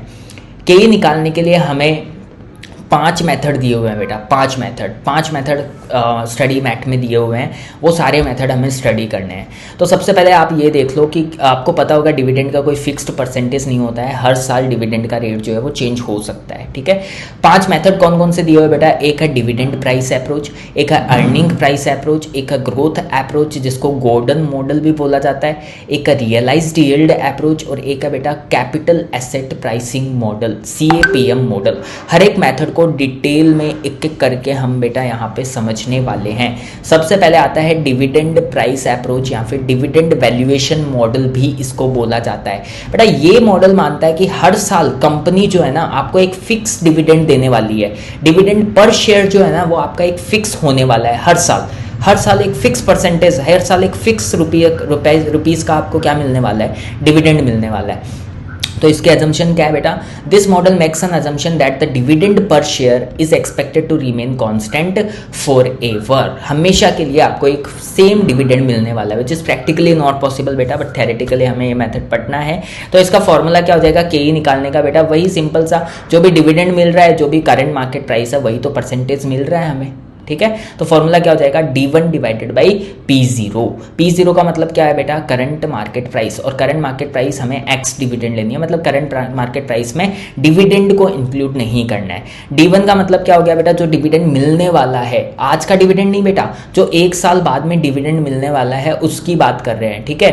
तो एक्सपेक्टेड डिविडेंड को क्या बोलते हैं, D1, ठीक है। तो अगर क्वेश्चन में आपको आज का डिविडेंड दिया हुआ है ना बेटा, आप उसको क्या बोलोगे, D0 से हमें जाना है किस पे बेटा, D1 पे जाना है। तो उसके लिए क्वेश्चन में हमें एक ग्रोथ रेट दी हुई होगी कि इतने से डिविडेंड को ग्रो करवाना है, बस उतने से ग्रो करवा देना, आपका D1 आ जाएगा। फॉर्मूला क्या बन जाएगा, D0 is equals to 1 + G, ठीक है।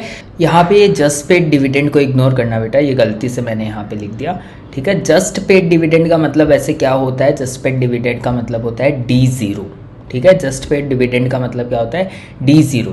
क्वेश्चन ने अगर ये बोल दिया कि जस्ट पेड डिविडेंड है और अगले कई सालों तक यही डिविडेंड सेम रहने वाला है, तो आपका D0 ही क्या बन जाएगा बेटा, D1 बन जाएगा, ठीक है। तो यहाँ पे ये एक बार इग्नोर करना, जस्ट पेड डिविडेंड का मतलब ऐसे क्या होता है, आपको समझ में आ गया होगा, D0 ही होता है, यहाँ पे गलती से लिख दिया था, ठीक है। ये आपका बेटा डिविडेंड प्राइस अप्रोच या डिविडेंड वैल्यूएशन मॉडल। दूसरा है अर्निंग प्राइस अप्रोच। जैसे डिविडेंड प्राइस अप्रोच में हम मान रहे थे कि हर साल आपका डिविडेंड जो है वो कांस्टेंट रहने वाला है, इसी तरीके से अर्निंग प्राइस अप्रोच में बोला जाता है कि हर साल आपका अर्निंग पर शेयर EPS जो है ना बेटा, EPS कांस्टेंट रहने वाला है, ठीक है। EPS कांस्टेंट रहने वाला है। तो ऊपर हम उसमें क्या फॉर्मूला बना रहे थे, D1 डिवाइडेड बाई P0, यहाँ पर आप फॉर्मूला बना देना EPS डिवाइडेड बाई P0। इससे आपका क्या कैलकुलेट हो जाएगा, KE कैलकुलेट हो जाएगा। फिर आता है बेटा ग्रोथ अप्रोच। ग्रोथ अप्रोच में ये बोला जाता है कि हर साल कंपनी के अर्निंग और डिविडेंड जो है ना वो ग्रो तो करेंगे, बट एक कांस्टेंट रेट से ग्रो करेंगे। उस कांस्टेंट रेट को क्या बोला जाता है बेटा, G बोला जाता है। इस कांस्टेंट रेट को क्या बोला जाता है, G बोला जाता है। इसका फॉर्मूला क्या होता है, D1 डिवाइडेड बाई P0। ये तो बेटा हमने डिविडेंड को तो ग्रो करा दिया, अर्निंग को भी तो ग्रो कराना पड़ेगा, तो यहाँ पे प्लस लिख के क्या कर दिया, G कर दिया। G कैसे कैलकुलेट होता है बेटा, G कैलकुलेट होता है, G को क्या बोलते हैं, constant growth rate. G calculate होता है 2 तरीकों से, एक होता है एवरेज मेथड और एक होता है गॉर्डन्स मॉडल। बेटा हमें एग्जाम में इसी से ही क्वेश्चन आते हैं। एवरेज मेथड स्टडी मैट में दिया हुआ था, इसलिए मैंने यहाँ पे कवर कर लिया है। मैं समझा दूंगा क्या होता है। सबसे पहले गॉर्डन मॉडल समझ लो। बोल रहा है कि जी कैलकुलेट करने के लिए आपको मल्टीप्लाई करना पड़ेगा, बी को आर से मल्टीप्लाई करना पड़ेगा। बी क्या होता है और आर क्या होता है बेटा? बी का मतलब होता है रिटेंशन रेशियो। रिटेंशन रेशियो क्या होता है बेटा? सपोज आपने 100 रुपये कमाए, आपने 60 रुपये का डिविडेंड बांट दिया, तो रिटेन कितना किया बेटा? 40 रुपये। वो 40 ही आपका क्या है? रिटेंशन रेशियो कितना हो गया? 40%।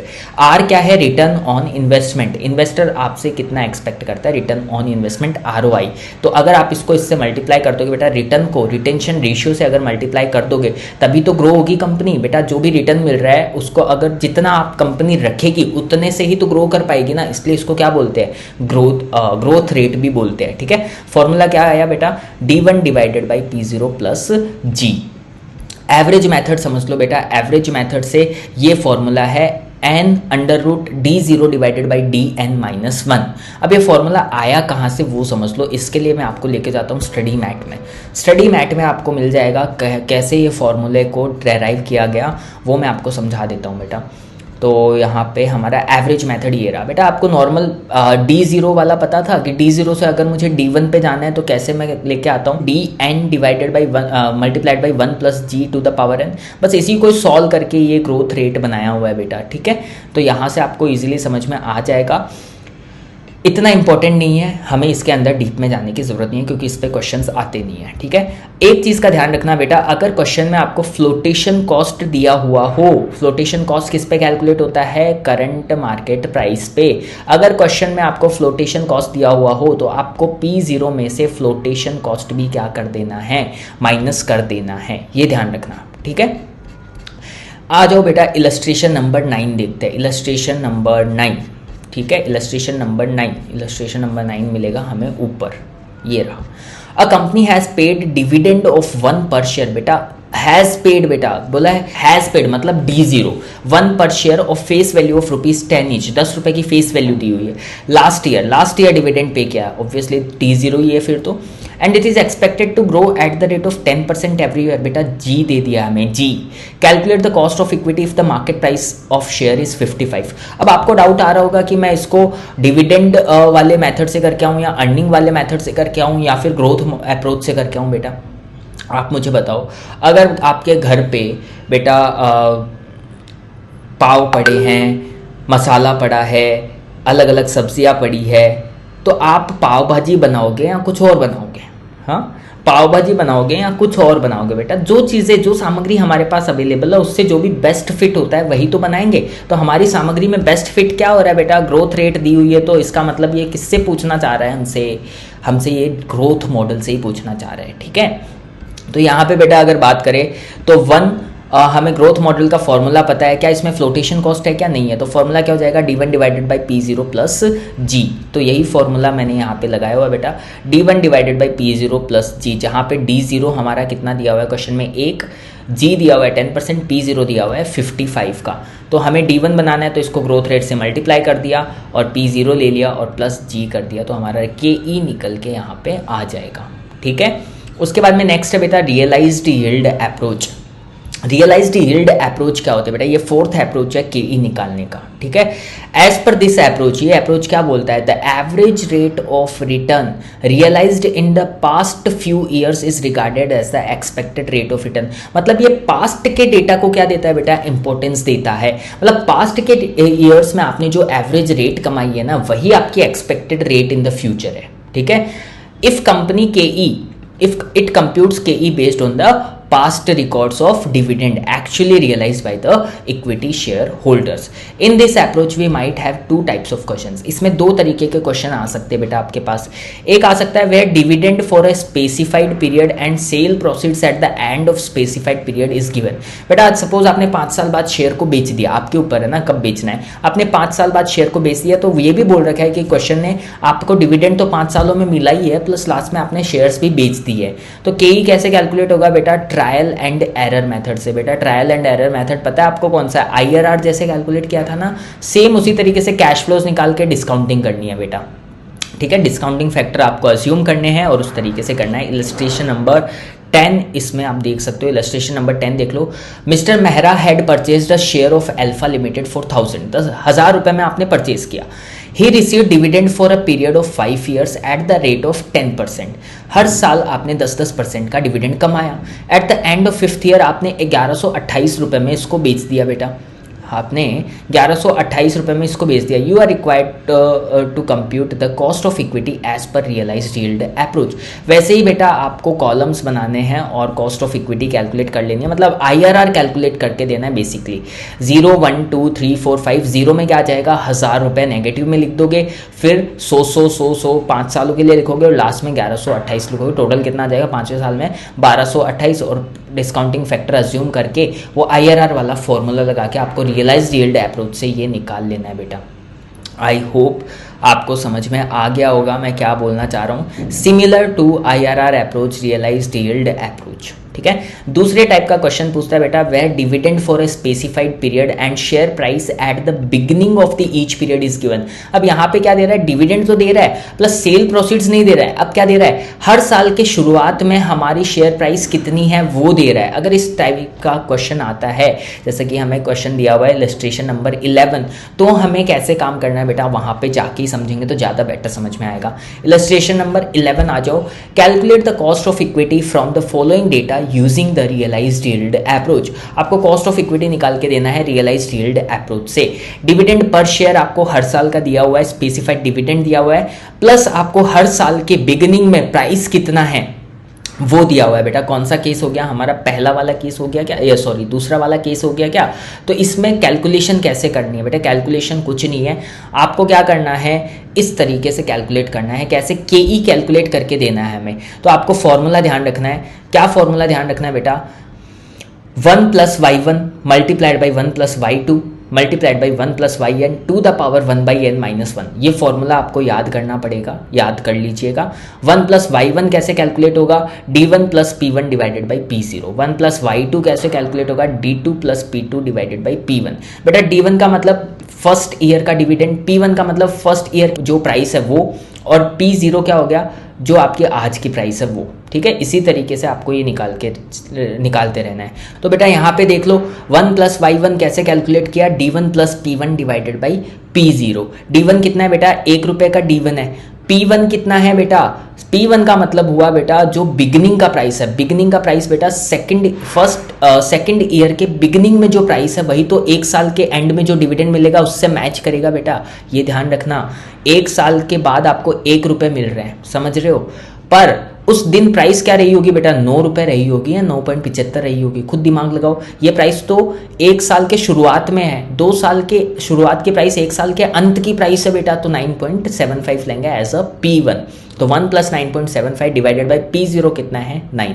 इसी तरीके से 1 + y2 d2 कितना है 1, और P2 कितना है 11.5, और P0 कितना है बेटा, P1 कितना है 9.75। 1 + y1 1 + y2 1 + y3 1 + y4 निकाल लेना। 4 सालों का ही होगा बेटा, क्योंकि उसके आगे की प्राइस तो हमारे पास है नहीं। 5 सालों का नहीं कर पाएंगे, क्योंकि ये अगर आप परमोटेशन कॉम्बिनेशन बनाओगे तो 4 सालों की ही बनेगी, ठीक है। तो 1 + y1 1 + y2 1 + y3 1 + y4 formula में पुट करना, मल्टीप्लाई कर देना और ब्रैकेट में लेके 1 to the power n। n कितना है बेटा हमारे केस में 4 साल, ठीक है। 4 साल यहाँ पे हमने लिए ना, वैसे 5 साल यहाँ पे दिए हुए बेटा, पर ये कैलकुलेशन कितने सालों की है हमने, 4 सालों की, तो हम 5 कैसे लें यहाँ पे, ठीक है। तो 1 डिवाइडेड बाई 4 - 1 अगर आप कर दोगे तो आपका KE निकल के आ जाएगा, ठीक है। ये आपका था रियलाइज्ड यील्ड अप्रोच, जहाँ पे हमने 2 टाइप के सम देखे।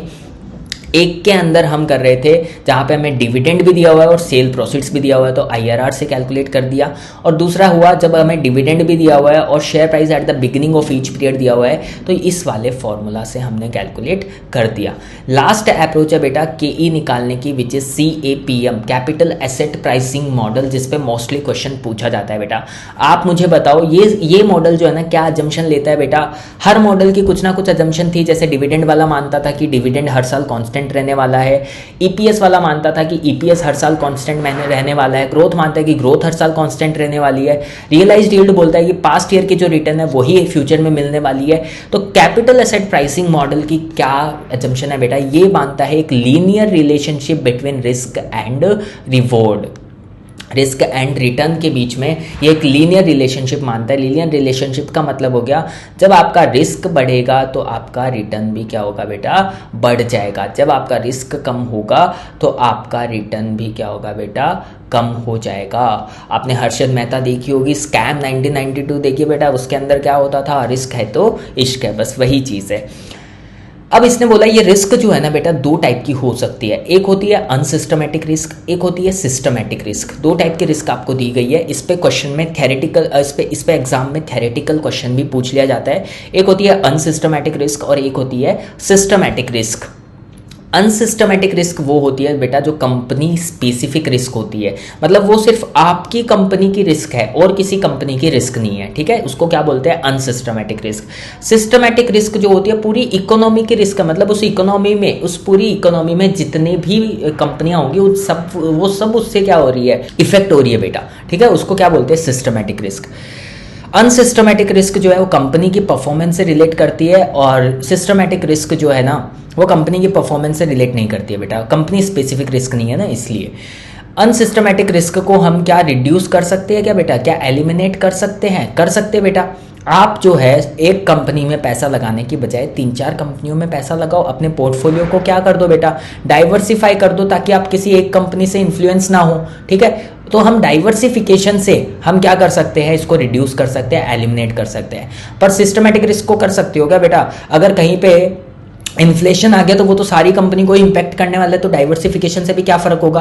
अब जैसे वॉर चल रहा है, तो जैसे इजराइल और हमस का वॉर चल रहा है, उसमें क्या कर लेगा कोई कंपनी, क्या कर लेगा, वो तो सब कंपनीज इफेक्ट ही होने वाली है ना, मार्केट तो टूटने वाला है उससे, ठीक है। तो वहां पे डाइवर्सिफिकेशन क्या काम आएगा, तो इसको डाइवर्सिफिकेशन से हम एलिमिनेट नहीं कर सकते सिस्टमेटिक रिस्क को। इसको एलिमिनेट किया जा सकता है डाइवर्सिफिकेशन से, इसलिए इसको डाइवर्सिफाइबल रिस्क भी बोलते हैं। तो अनसिस्टमेटिक रिस्क का दूसरा नाम भी है बेटा डाइवर्सिफाइबल रिस्क, और सिस्टमेटिक रिस्क का दूसरा नाम क्या है बेटा, नॉन डाइवर्सिफाइबल रिस्क। और सिस्टमेटिक रिस्क को क्वेश्चंस के पर्पज से, प्रैक्टिकल सम्स के पर्पज से हम बोलते हैं बीटा। बीटा का मतलब ही क्या होता है बेटा, रिस्क होता है, और कौन से रिस्क होता है, systematic risk. Since systematic risk cannot be eliminated, thus a business is more concerned with this type of risk। आप खुद बताओ बेटा, अगर आप किसी रिस्क को एलिमिनेट कर सकते हो और एक रिस्क है जो एलिमिनेट नहीं कर सकते हो, तो ज़्यादा फोकस किस पे करोगे बेटा, एलिमिनेट करने वाली रिस्क तो मैं कैसे ना कैसे करके एलिमिनेट कर दूंगा, पर जिसको मैं एलिमिनेट नहीं कर सकता हूँ उसको मुझे एलिमिनेशन के कैसे मुझे उसको डील करना है वो ज़्यादा सोचना ज़रूरी है। तो हर एक बिजनेस सिस्टमेटिक रिस्क से क्या होता है बेटा, कंसर्न्ड होता है, ठीक है। तो CAPM अप्रोच में के निकालने का फॉर्मूला बेटा ये है RF plus beta multiplied by RM minus RF, जहाँ पे RF का मतलब होता है risk free rate of return. Risk free rate of return होता है बेटा, सपोज ये वो रिटर्न होता है जो इन्वेस्टर को कहीं से भी मिल जाएगी। आप डिबेंचर में भी डाल दोगे, आप बॉन्ड में भी डाल दोगे, आप लोन पे भी दे दोगे, वहां से भी आपको इतना रेट तो मिल ही जाएगा। तो इतना तो इतना तो इक्विटी शेयर होल्डर कमाना चाहेगा ही ना बेटा, risk free rate of return तो चाहेगा ही ना, वरना वो क्यों इक्विटी शेयर होल्डर लेगा, ठीक है। तो इक्विटी शेयर्स लेगा, ठीक है। तो risk free rate of return तो आप कमाओगे ही, प्लस बेटा बोल रहा है कि मार्केट रिस्क, RM का मतलब क्या है, market rate of return. Market में जितनी रेट है और आप जितना कमाना चाहते हो उसके डिफरेंस का मैं बीटा के बराबर तो कमाना चाहता ही हूं, क्योंकि इतनी मैं रिस्क ले रहा हूं, इतनी मैं सिस्टमेटिक रिस्क ले रहा हूं। तो मार्केट रिस्क मैं पूरी नहीं कमाना चाहता, हाँ बट बीटा के बराबर तो मैं कमाना चाहता ही हूं। तो फॉर्मूला क्या बन के आया बेटा, RF plus beta multiplied by RM minus RF। क्या फॉर्मूला बन के आया, RF plus beta multiplied by RM minus RF। अब एक चीज ध्यान रखना बेटा, ये जो RM माइनस RF है ना, इस चीज़ को क्या बोलते हैं, मार्केट रिस्क प्रीमियम। इसको क्या बोलते हैं, मार्केट रिस्क प्रीमियम। कभी कभी क्वेश्चन में दे दिया जाता है कि मार्केट रिस्क प्रीमियम इतना है, तो बेटा आपको अलग से RM माइनस RF कैलकुलेट करने की ज़रूरत नहीं है, ठीक है। डायरेक्टली आप B के सामने वो पुट कर दो।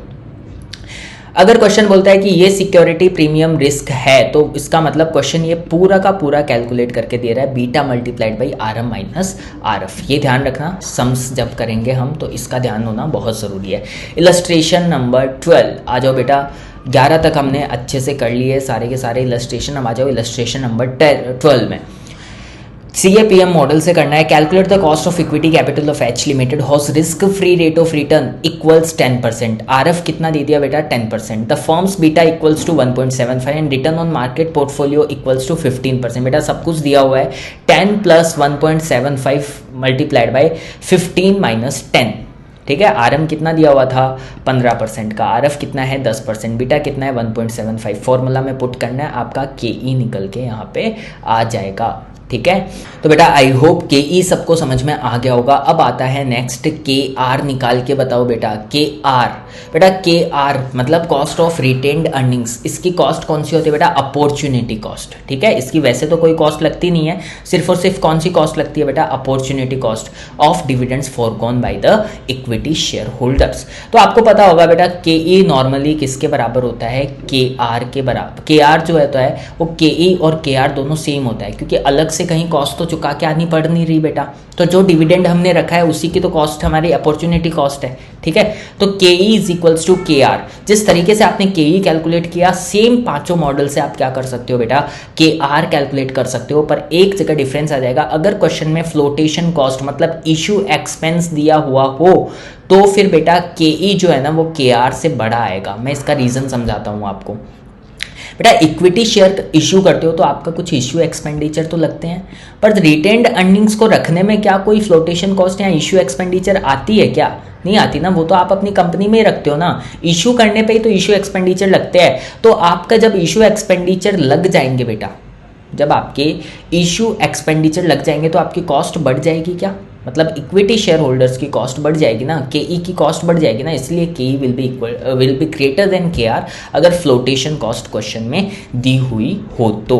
सेम मेथड से KR कैलकुलेट होता है, डिविडेंड अर्निंग ग्रोथ CAPM। ठीक है, वही फॉर्मूला बेटा D1 by P0 EPS by P0 D1 divided by P0 plus G RF plus beta multiply RF plus beta multiplied by RM minus RF। Same formula, बस अगर flotation cost और personal tax अगर question में दिया हुआ हो तो आपको क्या करना है बेटा, अगर फ्लोटेशन कॉस्ट दे दिया क्वेश्चन में, फ्लोटेशन कॉस्ट दे दिया और पर्सनल टैक्स दोनों एक साथ अगर दिया हुआ हो ना, तो आपको KR निकालने के लिए क्या करना है, KE is equals to 1 minus flotation cost और 1 माइनस पर्सनल टैक्स। क्योंकि बेटा KR के केस में कोई भी फ्लोटेशन कॉस्ट नहीं लगती है, मैंने यहाँ पे ही आपको समझाया था। तो वो फ्लोटेशन कॉस्ट का इम्पैक्ट यहाँ से हटाना ज़रूरी है, और टैक्स देना है तो ये टैक्स भी माइनस करना है। टैक्स किसको देना पड़ता है बेटा, इन्वेस्टर को। ठीक है, इन्वेस्टर देगा ना जो भी उसने लिया है उस पर टैक्स। पर्सनल टैक्स की बात कर रहा हूँ, ये कंपनी के टैक्स की बात नहीं कर रहा हूँ।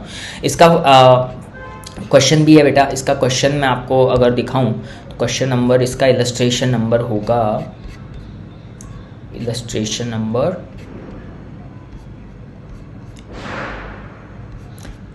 इलस्ट्रेशन नहीं है बेटा, एग्जाम्पल दिया हुआ है। एग्जाम्पल नंबर 5 देखना, cost of equity of a company is 20%, मतलब KE निकाल के दे दिया। Rate of flotation cost is 5% and rate of personal income tax is 30%। अगर इस तरीके से आपसे पूछ ले तो आपको क्या करना है, KE multiplied by 1 minus F और 1 माइनस पर्सनल टैक्स। ठीक है, तो 20% मल्टीप्लाइड बाई 1 माइनस 0.05 और 1 माइनस 0.30, ये आपका क्या निकल के आ जाएगा बेटा, KR निकल के आ जाएगा। आई होप ये वाला नोट सबको समझ में आ गया होगा। फिर एक और नोट है बेटा, अगर क्वेश्चन मेंशन करता है इश्यू प्राइस, फ्लोटेशन कॉस्ट और करंट मार्केट प्राइस, तो अब दिक्कत ये आ जाएगी कि P0 में मैं क्या लूँ बेटा। P0 का मतलब क्या होता है, करंट मार्केट प्राइस होता है ना। P0 का मतलब हमने क्या देखा, करंट मार्केट प्राइस। पर अगर क्वेश्चन ने ये सारी चीज़ें देख के मुझसे ये पूछ ले बेटा, करंट मार्केट प्राइस में से फ्लोटेशन कॉस्ट माइनस होती है, आपको पता होगा P0 माइनस F करते थे हम। पर अगर क्वेश्चन ने ऐसा पूछ लिया कि KE और KR दोनों निकाल के दो, अगर स्पेसिफिकली क्वेश्चन ने पूछ लिया ये तीनों चीज़ें हमें दी हुई है और हमें क्वेश्चन ने बोल दिया कि KE और KR दोनों निकाल के दो, तो आपका ICAI का स्टडी मटेरियल कुछ अलग करता है बेटा। लॉजिकली तो क्या होना चाहिए, CMP ही हमें यूज़ करनी चाहिए, पर ICAI का स्टडी मटेरियल बोलता है कि KE की जब कैलकुलेशन कर रहे हो तो P0 में आप issue price minus flotation cost करो, और KR की जब कैलकुलेशन कर रहे हो तो P0 में आप CMP ही लो, उसमें से फ्लोटेशन कॉस्ट को माइनस मत करो बेटा। कितनी बड़ी विडंबना है ICAI की कि नॉर्मली जो होता है उससे थोड़ा हट के चल रहा है, बट बेटा कोई ऑप्शन नहीं है। अगर आपको ये तीनों चीज़ें क्वेश्चन में दी हुई हो, इशू प्राइस, फ्लोटेशन कॉस्ट और करंट मार्केट प्राइस, और आपसे KE और KR दोनों कैलकुलेट कर लिया, तो आपको ये ध्यान में रखना ही पड़ेगा कि केई के लिए मैं यूज़ करूंगा issue price minus flotation cost, और केआर के लिए मैं यूज़ करूंगा current market price. Flotation cost को माइनस नहीं करना है। इलस्ट्रेशन नंबर 13 पे आ जाओ बेटा। इलस्ट्रेशन नंबर 12 तक तो हमने कर ही लिया था, ठीक है। इलस्ट्रेशन नंबर 12 तक तो कर ही लिया था। इलस्ट्रेशन नंबर 13 पे आ जाओ। Face value of equity shares of a company is 10 while the current market price is 200 per share, ठीक है। CMP दी हुई है और फेस वैल्यू दिया हुआ है। Company is going to start a new project and is planning to finance it partially by the new issue and partially by the retained earnings, मतलब KE और KR दोनों से। आधा पैसा तो कहाँ से लेके आने वाली है, इक्विटी शेयर इशू करके, और आधा पैसा रिटेन्ड अर्निंग्स में से ही ले लेगी। You are required to calculate cost of equity shares as well as cost of retained earnings, KE और KR दोनों निकालना है बेटा।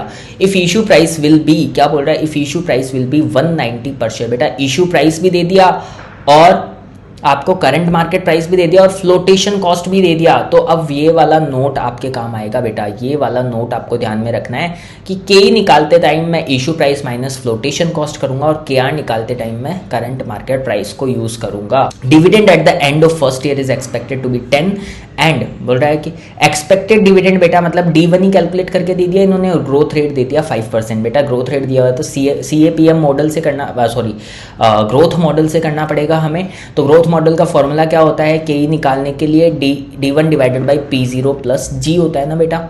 D1 तो क्या दिया हुआ है, 10 रुपये दिया ही हुआ है, बट P0 में ध्यान रखना issue price minus flotation cost. हमारा इशू प्राइस कितना है बेटा, यहाँ पे इशू प्राइस है 190, फ्लोटेशन कॉस्ट है 5, तो 190 माइनस 5 हमारा क्या होगा, P0 होगा बेटा, और प्लस ग्रोथ रेट आप प्लस कर दोगे तो KE आ जाएगा।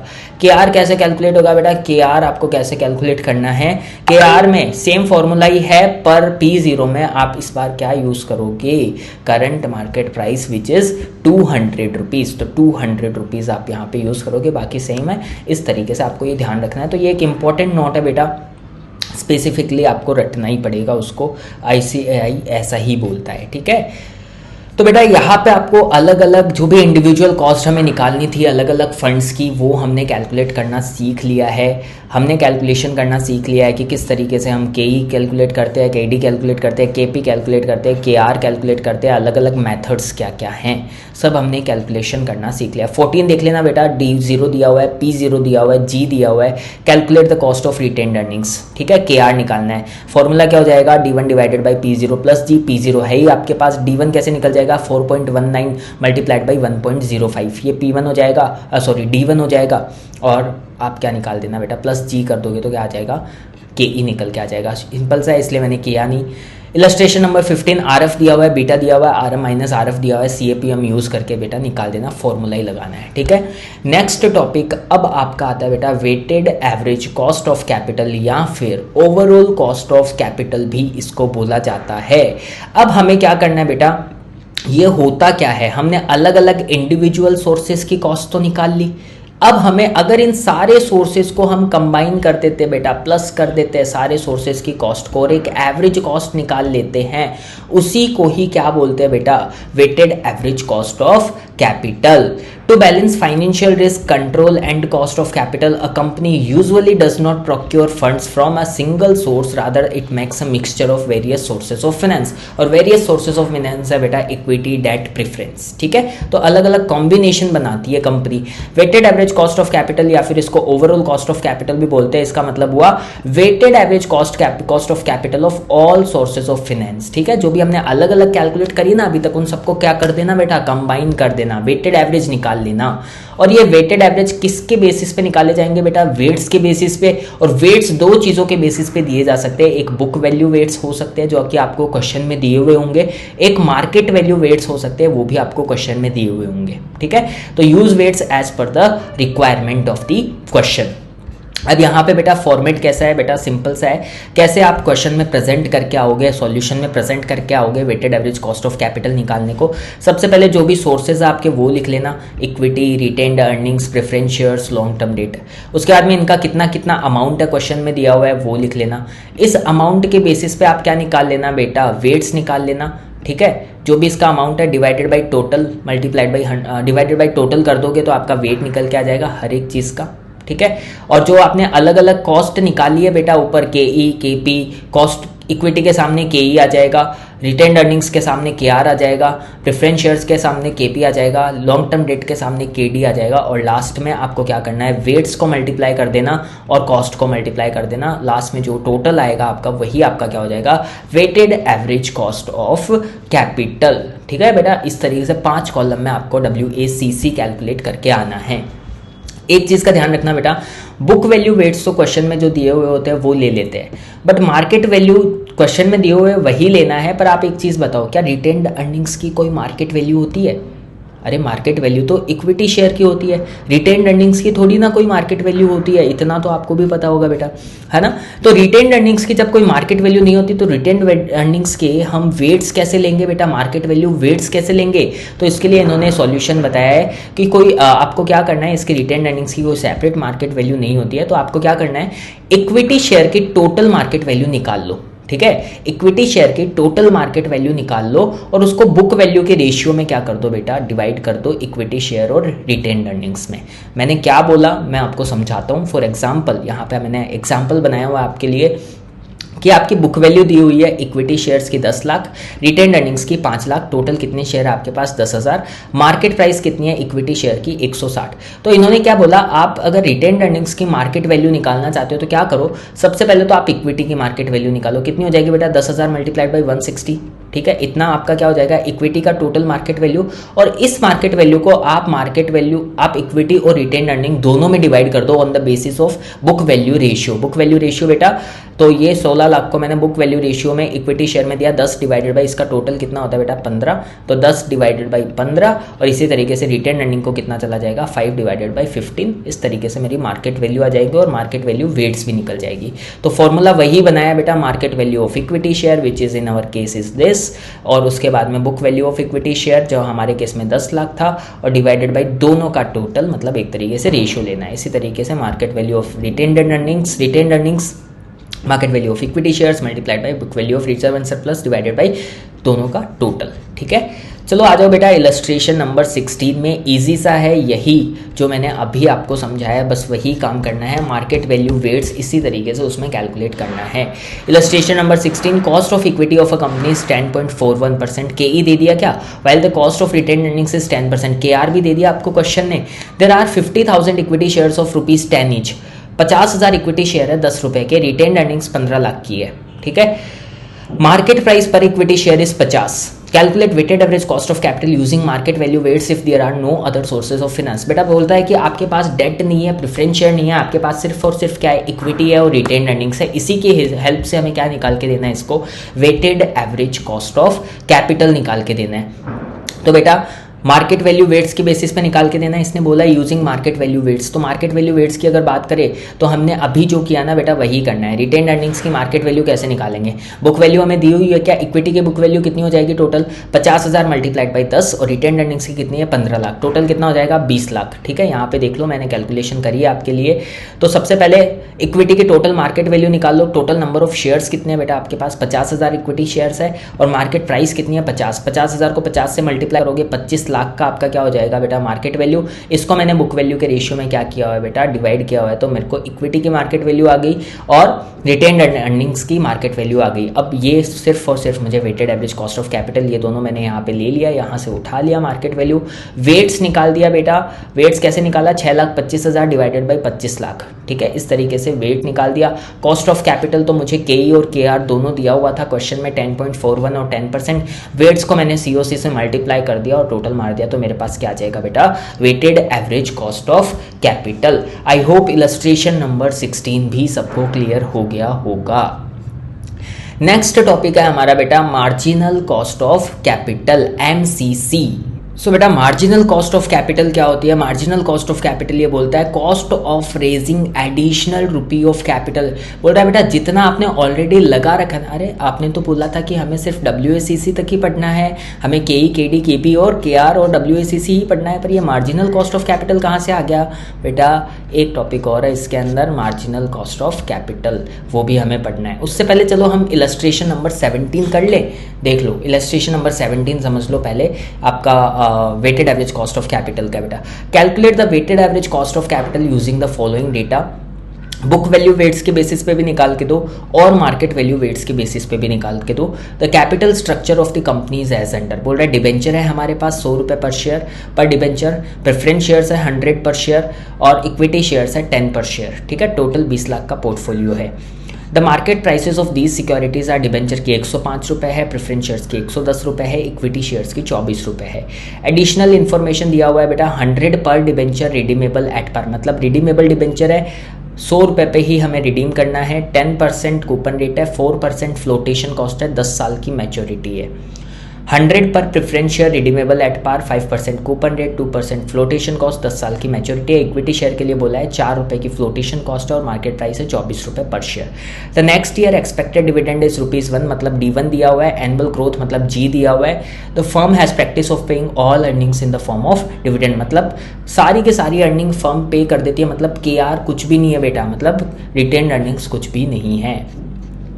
कॉर्पोरेट टैक्स रेट दी हुई है 30%। Use YTM method to calculate cost of debentures and preference shares, बोल रहा है डिबेंचर्स की कॉस्ट निकालने के लिए और प्रेफरेंस शेयर्स की कॉस्ट निकालने के लिए कौन सा मेथड यूज़ करो बेटा, YTM मेथड यूज़ करो, मतलब internal rate of return method आप क्या करोगे, यूज़ करोगे, ठीक है। तो सबसे पहले KE सबसे इजी है इसमें बेटा, KE की कैलकुलेशन देख लो। KE का फॉर्मूला क्या होता है, D1 divided by P0 plus G।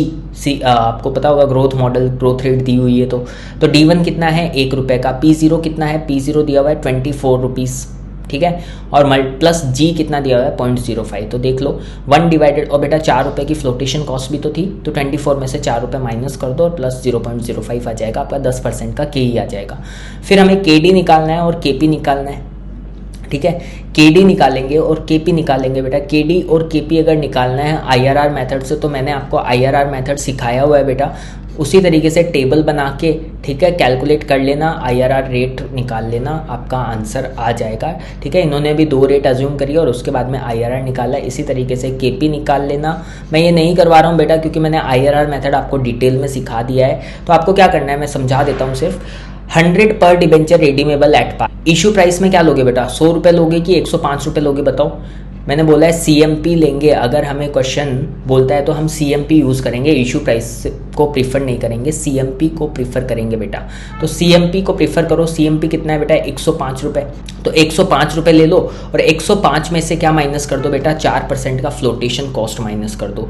105 में से क्या माइनस कर दो, 4% का अगर फ्लोटेशन कॉस्ट माइनस करोगे तो आपका आंसर आएगा 100.8। तो देख लो पहले साल में जीरो में कितना लिखना है 100.8, ठीक है, करके देख लेना। कूपन रेट 10%, हर साल 10-10 रुपये का जाएगा, 10 साल की मैच्योरिटी है, 10 कॉलम बना लेना और लास्ट में 110 रुपये जाएंगे। देख लो बेटा लास्ट में 10-10 रुपये नहीं बेटा, टैक्स रेट भी तो है यहाँ पे, 30% का टैक्स रेट भी यूज़ करना, 7-7 रुपये जाएंगे और लास्ट में कितना जाएगा बेटा 7 रुपये और 100 रुपये, टोटल कितना जाएगा आपके पास 107 रुपये जाएगा। तो इसने 7वां भी यहीं पे ले लिया, इसलिए आपको आप अलग से टेबल बना लेना बेटा, जैसे मैंने आपको सिखाया था उस तरीके से बना लेना और प्रेजेंट वैल्यू निकाल लेना और IRR मेथड से कैलकुलेट करके रेट्स निकाल लेना KD और KP की, ठीक है। अगेन मैं बोल रहा हूँ कि मैं ये नहीं करवा रहा हूँ बिकॉज बेटा मैंने आपको IRR मेथड बहुत अच्छे से समझा दिया है, तो आप कर सकते हो खुद से, ठीक है। Let me know in the comment section आप कर लोगे या नहीं करोगे, ठीक है। तो सबसे पहले KD और KP हमने निकाल लिया, तो इनका KD कितना आया बेटा 6.89 और KP कितना आया 4.08। बस बेटा WACC निकालना है, तो आपको पता है अलग अलग सोर्सेज लेने हैं। बुक वैल्यू वेट्स के हिसाब से कर लेते हैं सबसे पहले। बुक वैल्यू वेट्स क्या है 5, 5 और 10, इस तरीके से आप सोर्सेज का कॉलम बना लो, अमाउंट का कॉलम बना लो, वेट्स निकाल लो और जो आपने ऊपर निकाले हैं KD, KE और KP वो सब यहाँ पे लिख दो और मल्टीप्लाई करके निकाल लो। बेटा मार्केट वैल्यू वेट्स भी निकालने हैं। मार्केट वैल्यू वेट्स कैसे निकलेंगे, आपको पता है रिटेन अर्निंग्स तो है नहीं, तो आपको सिंपल सा क्या करना है, डिबेंचर कितने हुए आपके पास, टोटल 5 लाख है, 100 रुपये का एक डिबेंचर है, 5000 डिबेंचर है, 5000 मल्टीप्लाइड बाई 105 डिबेंचर की मार्केट वैल्यू आ जाएगी। प्रेफरेंस शेयर भी 5000 है, 5000 मल्टीप्लाइड बाई 110 प्रेफरेंस शेयर की मार्केट वैल्यू आ जाएगी। इक्विटी शेयर कितने हैं 10 lakh divided by 10, 1 lakh equity share है मल्टीप्लाइड बाई 24, 24 लाख क्या आ जाएगी इक्विटी शेयर्स की मार्केट वैल्यू आ जाएगी। यहाँ पे रिटेन अर्निंग्स तो है नहीं, तो बेटा वो काम तो हमें करना नहीं पड़ेगा, डायरेक्टली मार्केट वैल्यू पुट करी, वेट्स निकाले और जो हमने निकाला है उसके बेसिस पर हमने WACC यहाँ पे कैलकुलेट करके दे दिया। अब हमारा नेक्स्ट टॉपिक है बेटा marginal cost of capital. Marginal cost of capital WACC, मैंने आपको बोला था WACC तक ही पढ़ना है, बट बेटा एक टॉपिक और है मार्जिनल कॉस्ट ऑफ कैपिटल, देख लो आपके मॉड्यूल में दिया हुआ है। MCC क्या होता है बेटा? मार्जिनल कॉस्ट ऑफ कैपिटल बोलता है कि cost of raising additional rupee of capital. बेटा मतलब ऑलरेडी जो आपका जो पोर्टफोलियो बना हुआ है उसके अलावा अगर आपको और रुपी रेज करना है तो उस रुपी की जो कॉस्ट आएगी ना, एडिशनल फंड की जो कॉस्ट आएगी ना, उसको क्या बोलते हैं बेटा? मार्जिनल कॉस्ट ऑफ कैपिटल बोलते हैं। बोल रहा है MCC को कैलकुलेट करना है यूजिंग द मार्जिनल वेट्स, मतलब बेटा जिस रेशियो में आप लेके आने वाले हो ना फंड्स, उसी रेशियो में आपको वेट्स लेने हैं। ठीक है, बोल रहा है कि यहाँ पे marginal weights represent the proportion of funds which a firm intends to employ, मतलब जिस रेशियो में आप फंड्स लेके आने वाले हो ना, उसी रेशियो वाले वेट्स आपको यूज करने हैं। Thus there is no problem of choosing between book value weights या फिर मार्केट वैल्यू वेट लेने की। बुक जैसे इक्विटी में क्या कर रहे थे, बुक वैल्यू पे निकाले कि मार्केट वैल्यू पे निकाले, यहाँ पे वो दिक्कत नहीं आएगी बेटा। क्यों नहीं आएगी? क्योंकि हम मार्जिनल वेट्स ही यूज कर रहे हैं। ठीक है, मतलब जिस प्रपोर्शन में इक्विटी और डेट लेके आ रहे हैं, सपोज 70-30 लेके आ रहे हैं, तो वेट कितना हो जाएगा बेटा? 70-30 का ही वेट हो जाएगा। ठीक है, when additional marginal funds are raised in the same proportion as the existing capital structure, बेटा जब आपने जो existing capital structure था उसी same proportion में आपने नया capital structure बनाया, मतलब additional fund भी उसी same structure में अगर आप लेके आते हो और आपका जो component का cost है, मतलब KE, KD और KR और KP सब सेम रहता है, तो WACC भी तो बेटा MCC के बराबर ही होगा। समझ रहे हो? आपने ये वेट सेम रखे, आपने कॉस्ट ऑफ कैपिटल सेम रखी, तो बेटा क्या चेंज आएगा? WACC और MCC में दोनों इक्वली होंगे ना एक दूसरे के। ठीक है, आई होप इतना समझ में आ गया होगा। अब चलिए मार्जिनल कॉस्ट ऑफ कैपिटल का एक बहुत ही अच्छा सम इन्होंने दिया हुआ है, illustration number 18, which is very very very very important mark कर लेना बेटा, और किस तरीके से हमें करना है ये अभी हम सॉल्व कर लेते हैं। ठीक है, बोल रहा है ABC limited has the following capital structure which is considered to be optimum as on 31 March 2023। बोल रहा है बेटा एक कैपिटल स्ट्रक्चर है जो कि ऑप्टिमम है। बेटा ऑप्टिमम का मतलब, ये क्वेश्चन क्या बोलना चाहता है कि कंपनी ऑप्टिमम बोल रही है, मतलब ये एकदम बेस्ट सिनेरियो है जिसमें हम फंड रेज कर सकते हैं। ये पूरा जो कैपिटल स्ट्रक्चर है वो बेस्ट है, मतलब हम अगर कोई भी फंड रेज करेंगे आगे भी तो हमारे वेट्स क्या होने वाले हैं? यही वेट्स होने वाले हैं। ऑप्टिमम का मतलब हो गया कि कंपनी आज के बाद भी अगर कोई फंड रेज करेगी ना तो इसी ऑप्टिमम रेशियो में यूज करेगी बेटा, यही वेट्स लेने वाली है। तो बेटा हमारे weighted average cost of capital के वेट्स और मार्जिनल कॉस्ट ऑफ कैपिटल के वेट्स दोनों क्या होने वाले हैं? सेम ही होने वाले हैं। इतनी चीज समझ में आ गई, पहली लाइन में ही हमें मार्जिनल वेट्स का पता चल गया बेटा। क्या क्या है कंपनी के कैपिटल स्ट्रक्चर में? डिबेंचर्स है, प्रेफरेंस शेयर्स है, इक्विटी शेयर्स है। तीन चीजें कंपनी के कैपिटल स्ट्रक्चर में है बेटा, 30,000, 10,000, 1,60,000 और 2 लाख। ठीक है, the company share has a market price of 23.60। Equity share की मार्केट प्राइस दिया हुआ है, मतलब P0 हो गया बेटा। नेक्स्ट ईयर डिविडेंड दिया हुआ है, इसका मतलब ये D1 की बात कर रहे हैं। Next year dividend per share is 50% of year 2022 EPS। बोल रहे हैं 2022 का जितना EPS है उसका 50% हम अगले साल क्या देने वाले हैं? डिबेंचर देने वाले हैं। तो 2022 का EPS कितना दिया हुआ बेटा? 2.36। तो इसका EPS कितना, मेरा D1 कितना हो जाएगा? 2.36 का 50% विच इज 1.18 का क्या हो जाएगा बेटा? 1.18 का मेरा D1 हो जाएगा। ये देख लो, D1 की कैलकुलेशन है आप लोगों के सामने। इसके बाद में बोलता है following is the uniform trend of EPS for the preceding 10 years which is expected to continue in future. बोल रहा है यूनिफॉर्म ट्रेंड है EPS का कि EPS मेरी हर साल इतने इतने से ग्रो करती है। तो बेटा ग्रोथ रेट निकाल लूँ मैं इस ट्रेंड के बेसिस पे। 1 से 1.10 हो गया, मतलब कितना परसेंट ग्रो किया बेटा? 10%। ठीक है, 1.10 से 1.21 हुआ तो कैलसी में करके देखना, 1.10 प्लस 10% करके देखना, 1.21 आएगा। आपको पता ही चल रहा होगा कि 10 पैसे अगर 1 रुपये पे इंक्रीज हुए तो 10% इंक्रीज हुआ, मतलब मेरी ग्रोथ रेट कितनी आई बेटा? 10% की। ग्रोथ रेट कैसे निकालोगे? यहाँ पे 1.1 minus 1 divided by 1 multiplied by 100, 10% की आपकी क्या आ जाएगी? ग्रोथ रेट आ जाएगी। The company issued new debentures carrying 16% rate of interest and the current market price of debenture is 96। बोल रहा है कंपनी नए डिबेंचर, एडिशनल डिबेंचर इशू कर रही है बेटा, जिसकी 16% रेट ऑफ इंटरेस्ट है और करंट मार्केट प्राइस कितनी है बेटा 96। तो और प्रेफरेंस शेयर्स इशू कर रही है जिसका 9.2 का डिविडेंड है, 9.2 की रेट है और एनुअल डिविडेंड कितना देते हैं उस पर 1.1 का देते हैं। और also issued the company is in 50% की टैक्स रेट लेके आपको काम करना है। पहले ये पूछता है कैलकुलेट आफ्टर टैक्स, हमें क्या निकाल के देनी है, केडी निकाल के देना है बेटा, कॉस्ट ऑफ न्यू डेट, मतलब इस वाले डिबेंचर की हमें कॉस्ट निकाल के देनी है।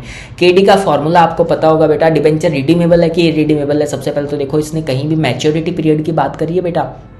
The company issued new debentures carrying 16% rate of interest and the current market price, maturity की तो कहीं बात ही नहीं करी। इसका मतलब ये क्या मानना चाहता है, इसको as a irredeemable debenture treat करना चाहता है। और इरिडीमेबल डिबेंचर का फॉर्मूला आपको पता है बेटा, interest multiplied by 1 - t divided by net proceeds multiplied by 100। हमारे केस में इंटरेस्ट कितना है बेटा 16%। जब फेस वैल्यू कुछ नहीं बोली तो 100 रुपीज़ बेटा, बोलिए क्या, ऊपर देखो, ऊपर भी नहीं बोला तो 100 रुपीज़ अज्यूम करना है हमें, ठीक है। तो 16 रुपये का इंटरेस्ट है और 50% का टैक्स रेट है, तो 16 मल्टीप्लाइड बाई 1 - 0.5 आ जाएगा और divided by net proceeds is equals to CMP बेटा। CMP को इशू प्राइस मानना है ना, और इशू एक्सपेंस नहीं है तो जीरो होता है, ठीक है। तो 96 ही आ जाएगा। तो क्या हो जाएगा 16 multiplied by 1.5 divided by 96 multiplied by 100 कर देंगे तो हमारा 8.33 क्या आ जाएगा बेटा, कॉस्ट ऑफ न्यू डिबेंचर्स। ऐसे ही हमें प्रेफरेंस शेयर्स का निकाल के देना है, तो वही फॉर्मूला बेटा, प्रेफरेंस शेयर का क्या था, PD divided by net proceeds multiplied by 100। Irredeemable है ना, कुछ भी नहीं बोला है तो,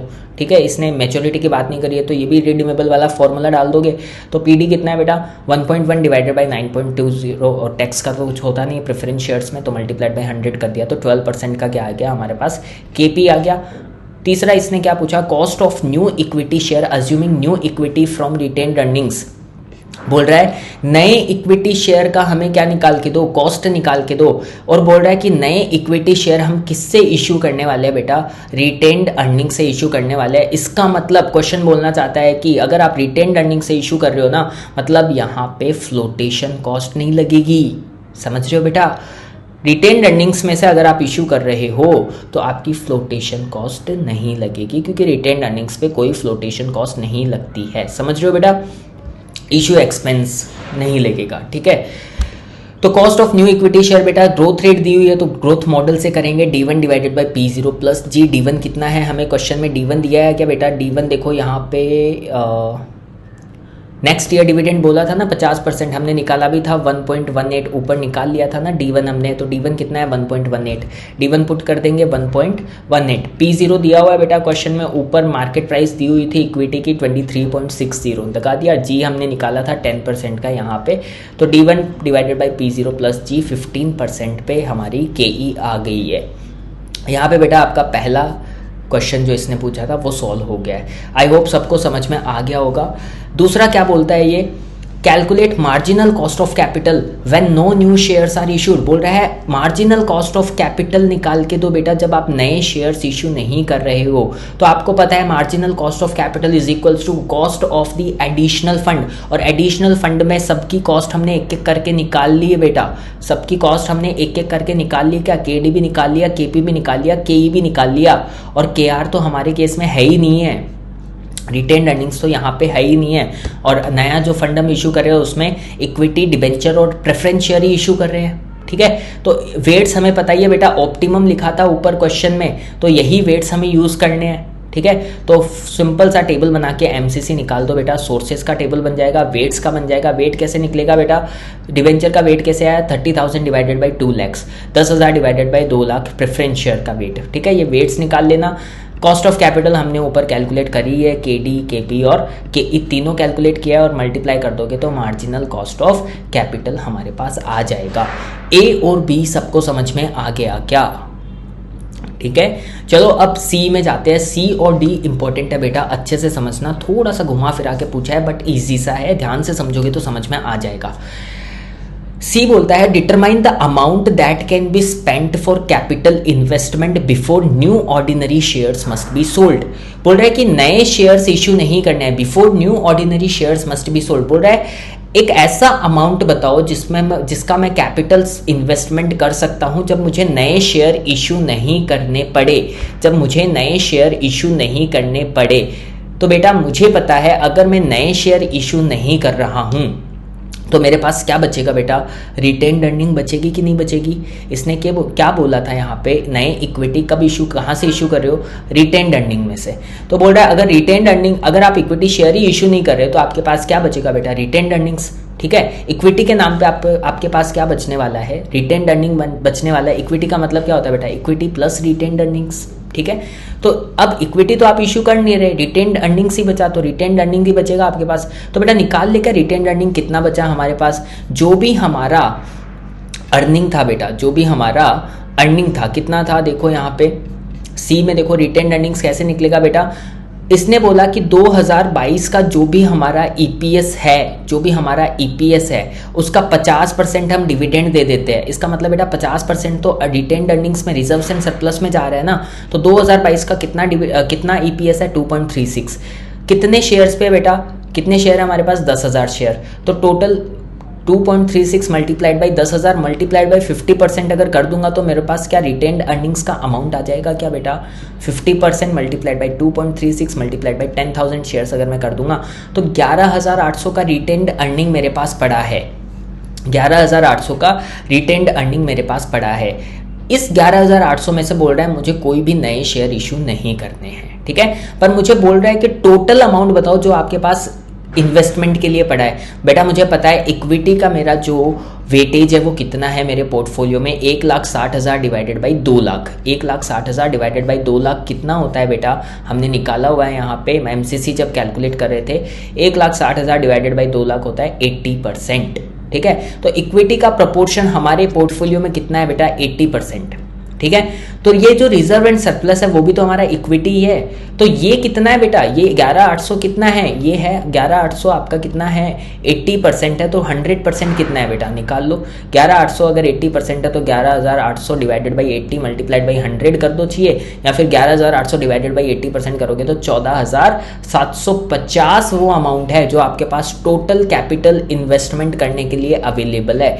यही पूछा है बेटा क्वेश्चन में। Determine the amount that can be spent for capital investment before new ordinary shares must be sold। एक बार फिर से समझ लो, नए शेयर्स इश्यू नहीं करोगे तो रिटेन्ड अर्निंग्स आपके पास रहेगा। तो हमने रिटेन्ड अर्निंग का अमाउंट कैलकुलेट किया, उस रिटेन्ड अर्निंग को देखा कि हमने हमारे पोर्टफोलियो का कितना परसेंटेज है, 80% वेटेज रखता है, तो टोटल अमाउंट के लिए हमने उसे 80% से क्या कर दिया, डिवाइड कर दिया। Assuming that the retained earnings for the next year investment is 50% of 2022, ये तो हमें ऊपर भी बोला था। ठीक है, तो आई होप ये समझ में आ गया होगा बेटा। अब ये 14,750 में से हम क्या करेंगे बेटा, इस 14,750 में से आपका रिजर्व एंड सरप्लस 80% है, 5% प्रेफरेंस शेयर है और 15% डिवेंचर्स है। बेटा वही वेट्स देंगे ना, क्योंकि वेट्स क्या थे बेटा, ऑप्टिमम थे। ठीक है, यहाँ पे ऑप्टिमम बोला ना, तो सेम रेशियो में हम ये 14,750 से फंड्स रेज करेंगे। वैसे बताने की ज़रूरत नहीं थी ये नीचे जो मैंने किया है, पर आपके रेफरेंस के लिए मैंने यहाँ पे एक्सप्लेन कर दिया है। ठीक है, चलिए लास्ट क्वेश्चन इसमें पूछता है, compute marginal cost of capital when the fund exceeds the amount calculated in C. बोल रहा है आपने जो सी में अमाउंट कैलकुलेट करी है, कितनी कैलकुलेट करी है बेटा, 14,750। बोल रहा है फंड एक्सीड करते हैं, इससे मतलब हमें इससे भी ज़्यादा क्या करना है बेटा, फंड की ज़रूरत पड़ रही है। इससे भी ज़्यादा अगर फंड की ज़रूरत पड़ रही है तो आपको क्या करना पड़ेगा। क्वेश्चन बोलता है assuming new equity is issued at 20 पर शेयर। बोल रहा है इससे ज़्यादा अगर फंड की ज़रूरत पड़ रही है तो हम नए इक्विटी शेयर इशू कर रहे हैं 20 रुपये पर शेयर पे। ठीक है, तो इतना समझ में आ गया होगा बेटा। अब आपको पता है हमारे वेट्स तो ऑप्टिमम ही है, हमें निकाल के क्या देना है, मार्जिनल कॉस्ट ऑफ कैपिटल। तो वेट्स की ज़रूरत पड़ेगी, वेट्स तो ऑप्टिमम है, वेट्स तो ऑप्टिमम है, तो सेम वेट हम यूज़ कर लेंगे। ठीक है, अगर हम नया इक्विटी यूज़ कर देंगे तो क्या मेरा केडी और केपी चेंज होगा बेटा। केडी और केपी तो जो मैंने ऑलरेडी निकाला था वही सेम ही रहने वाला है, खाली मेरा केई चेंज होगा। सिर्फ और सिर्फ मेरा क्या चेंज होगा बेटा, के ई चेंज होगा। के ई कितना हो जाएगा बेटा, D1 ले लेंगे, D1 कितना आ जाएगा 1.18 डिवाइडेड बाई P0। इस बार जो हम 23.6 ले रहे थे, इस बार हमें कितना लेना है, नए शेयर्स की प्राइस लेनी पड़ेगी 20 रुपये। D1 divided by P0 plus G अगर कर देंगे, D1 divided by P0 plus G कितना बेटा, 10% हमने निकाला हुआ था। तो बस इसी तरीके से नया के ई निकाल लेंगे 1.18 नया मार्केट प्राइस यूज़ करके, तो हमारा 15.90 आ जाएगा। सेम वेट्स लेके केडी और केपी तो सेम ही रहने वाला है, बस के ई चेंज होगा और इसके बेसिस पे हम MCC निकाल लेंगे, marginal cost of capital. I hope illustration number 18 जो कि बहुत very very very very important है, सबको समझ में आ गया होगा बेटा। इसी के साथ आपका चैप्टर कॉस्ट ऑफ कैपिटल के सारे इलस्ट्रेशंस हमने कवर कर लिए हैं। अब हमें करने हैं इसके प्रैक्टिकल क्वेश्चंस, और ये जो MCQs यहाँ पे दिए हुए हैं वो करने हैं बेटा। तो बेटा इसके लिए मैं अगर बात करूँ तो प्रैक्टिकल क्वेश्चंस MCQs तो आप खुद कर लेना, इजीली हो जाएंगे बेटा, छोटे छोटे हैं, मैंने देख लिए हैं, कोई ऐसा टेक्निकल MCQ नहीं है जो आपको नहीं आएगा, ठीक है। प्रैक्टिकल क्वेश्चंस मैं आपको करवा दूंगा इस वीडियो के अगले पार्ट में, मतलब ये पार्ट 1 है, अगले पार्ट में पार्ट 2 में मैं आपके लिए ये सारे practical questions cost of capital chapter के करवा दूंगा, ठीक है। तो आपको इसके टेंशन लेने की ज़रूरत नहीं है, ठीक है। ऐसे ही बेटा इस चैनल पे आपको और भी बहुत सारे चैप्टर अलग अलग सब्जेक्ट से रिलेटेड मिलने वाले हैं। FM से रिलेटेड हो गया, कॉस्टिंग से रिलेटेड हो गया, लॉ से रिलेटेड हो गया, आपका ऑडिट से रिलेटेड हो गया, ये सारी चीज़ें आपको मिलने वाले हैं बेटा, इंटर, फाइनल और फाउंडेशन सारे लेवल्स के, ठीक है। तो चैनल को सब्सक्राइब ज़रूर कर लेना। वीडियो अच्छी लगी तो कमेंट सेक्शन में मुझे कमेंट करके ज़रूर बताना कि आपको चैप्टर समझ में आया कि नहीं आया, ठीक है। Thank you so much for watching the video बेटा, will see you in the next part.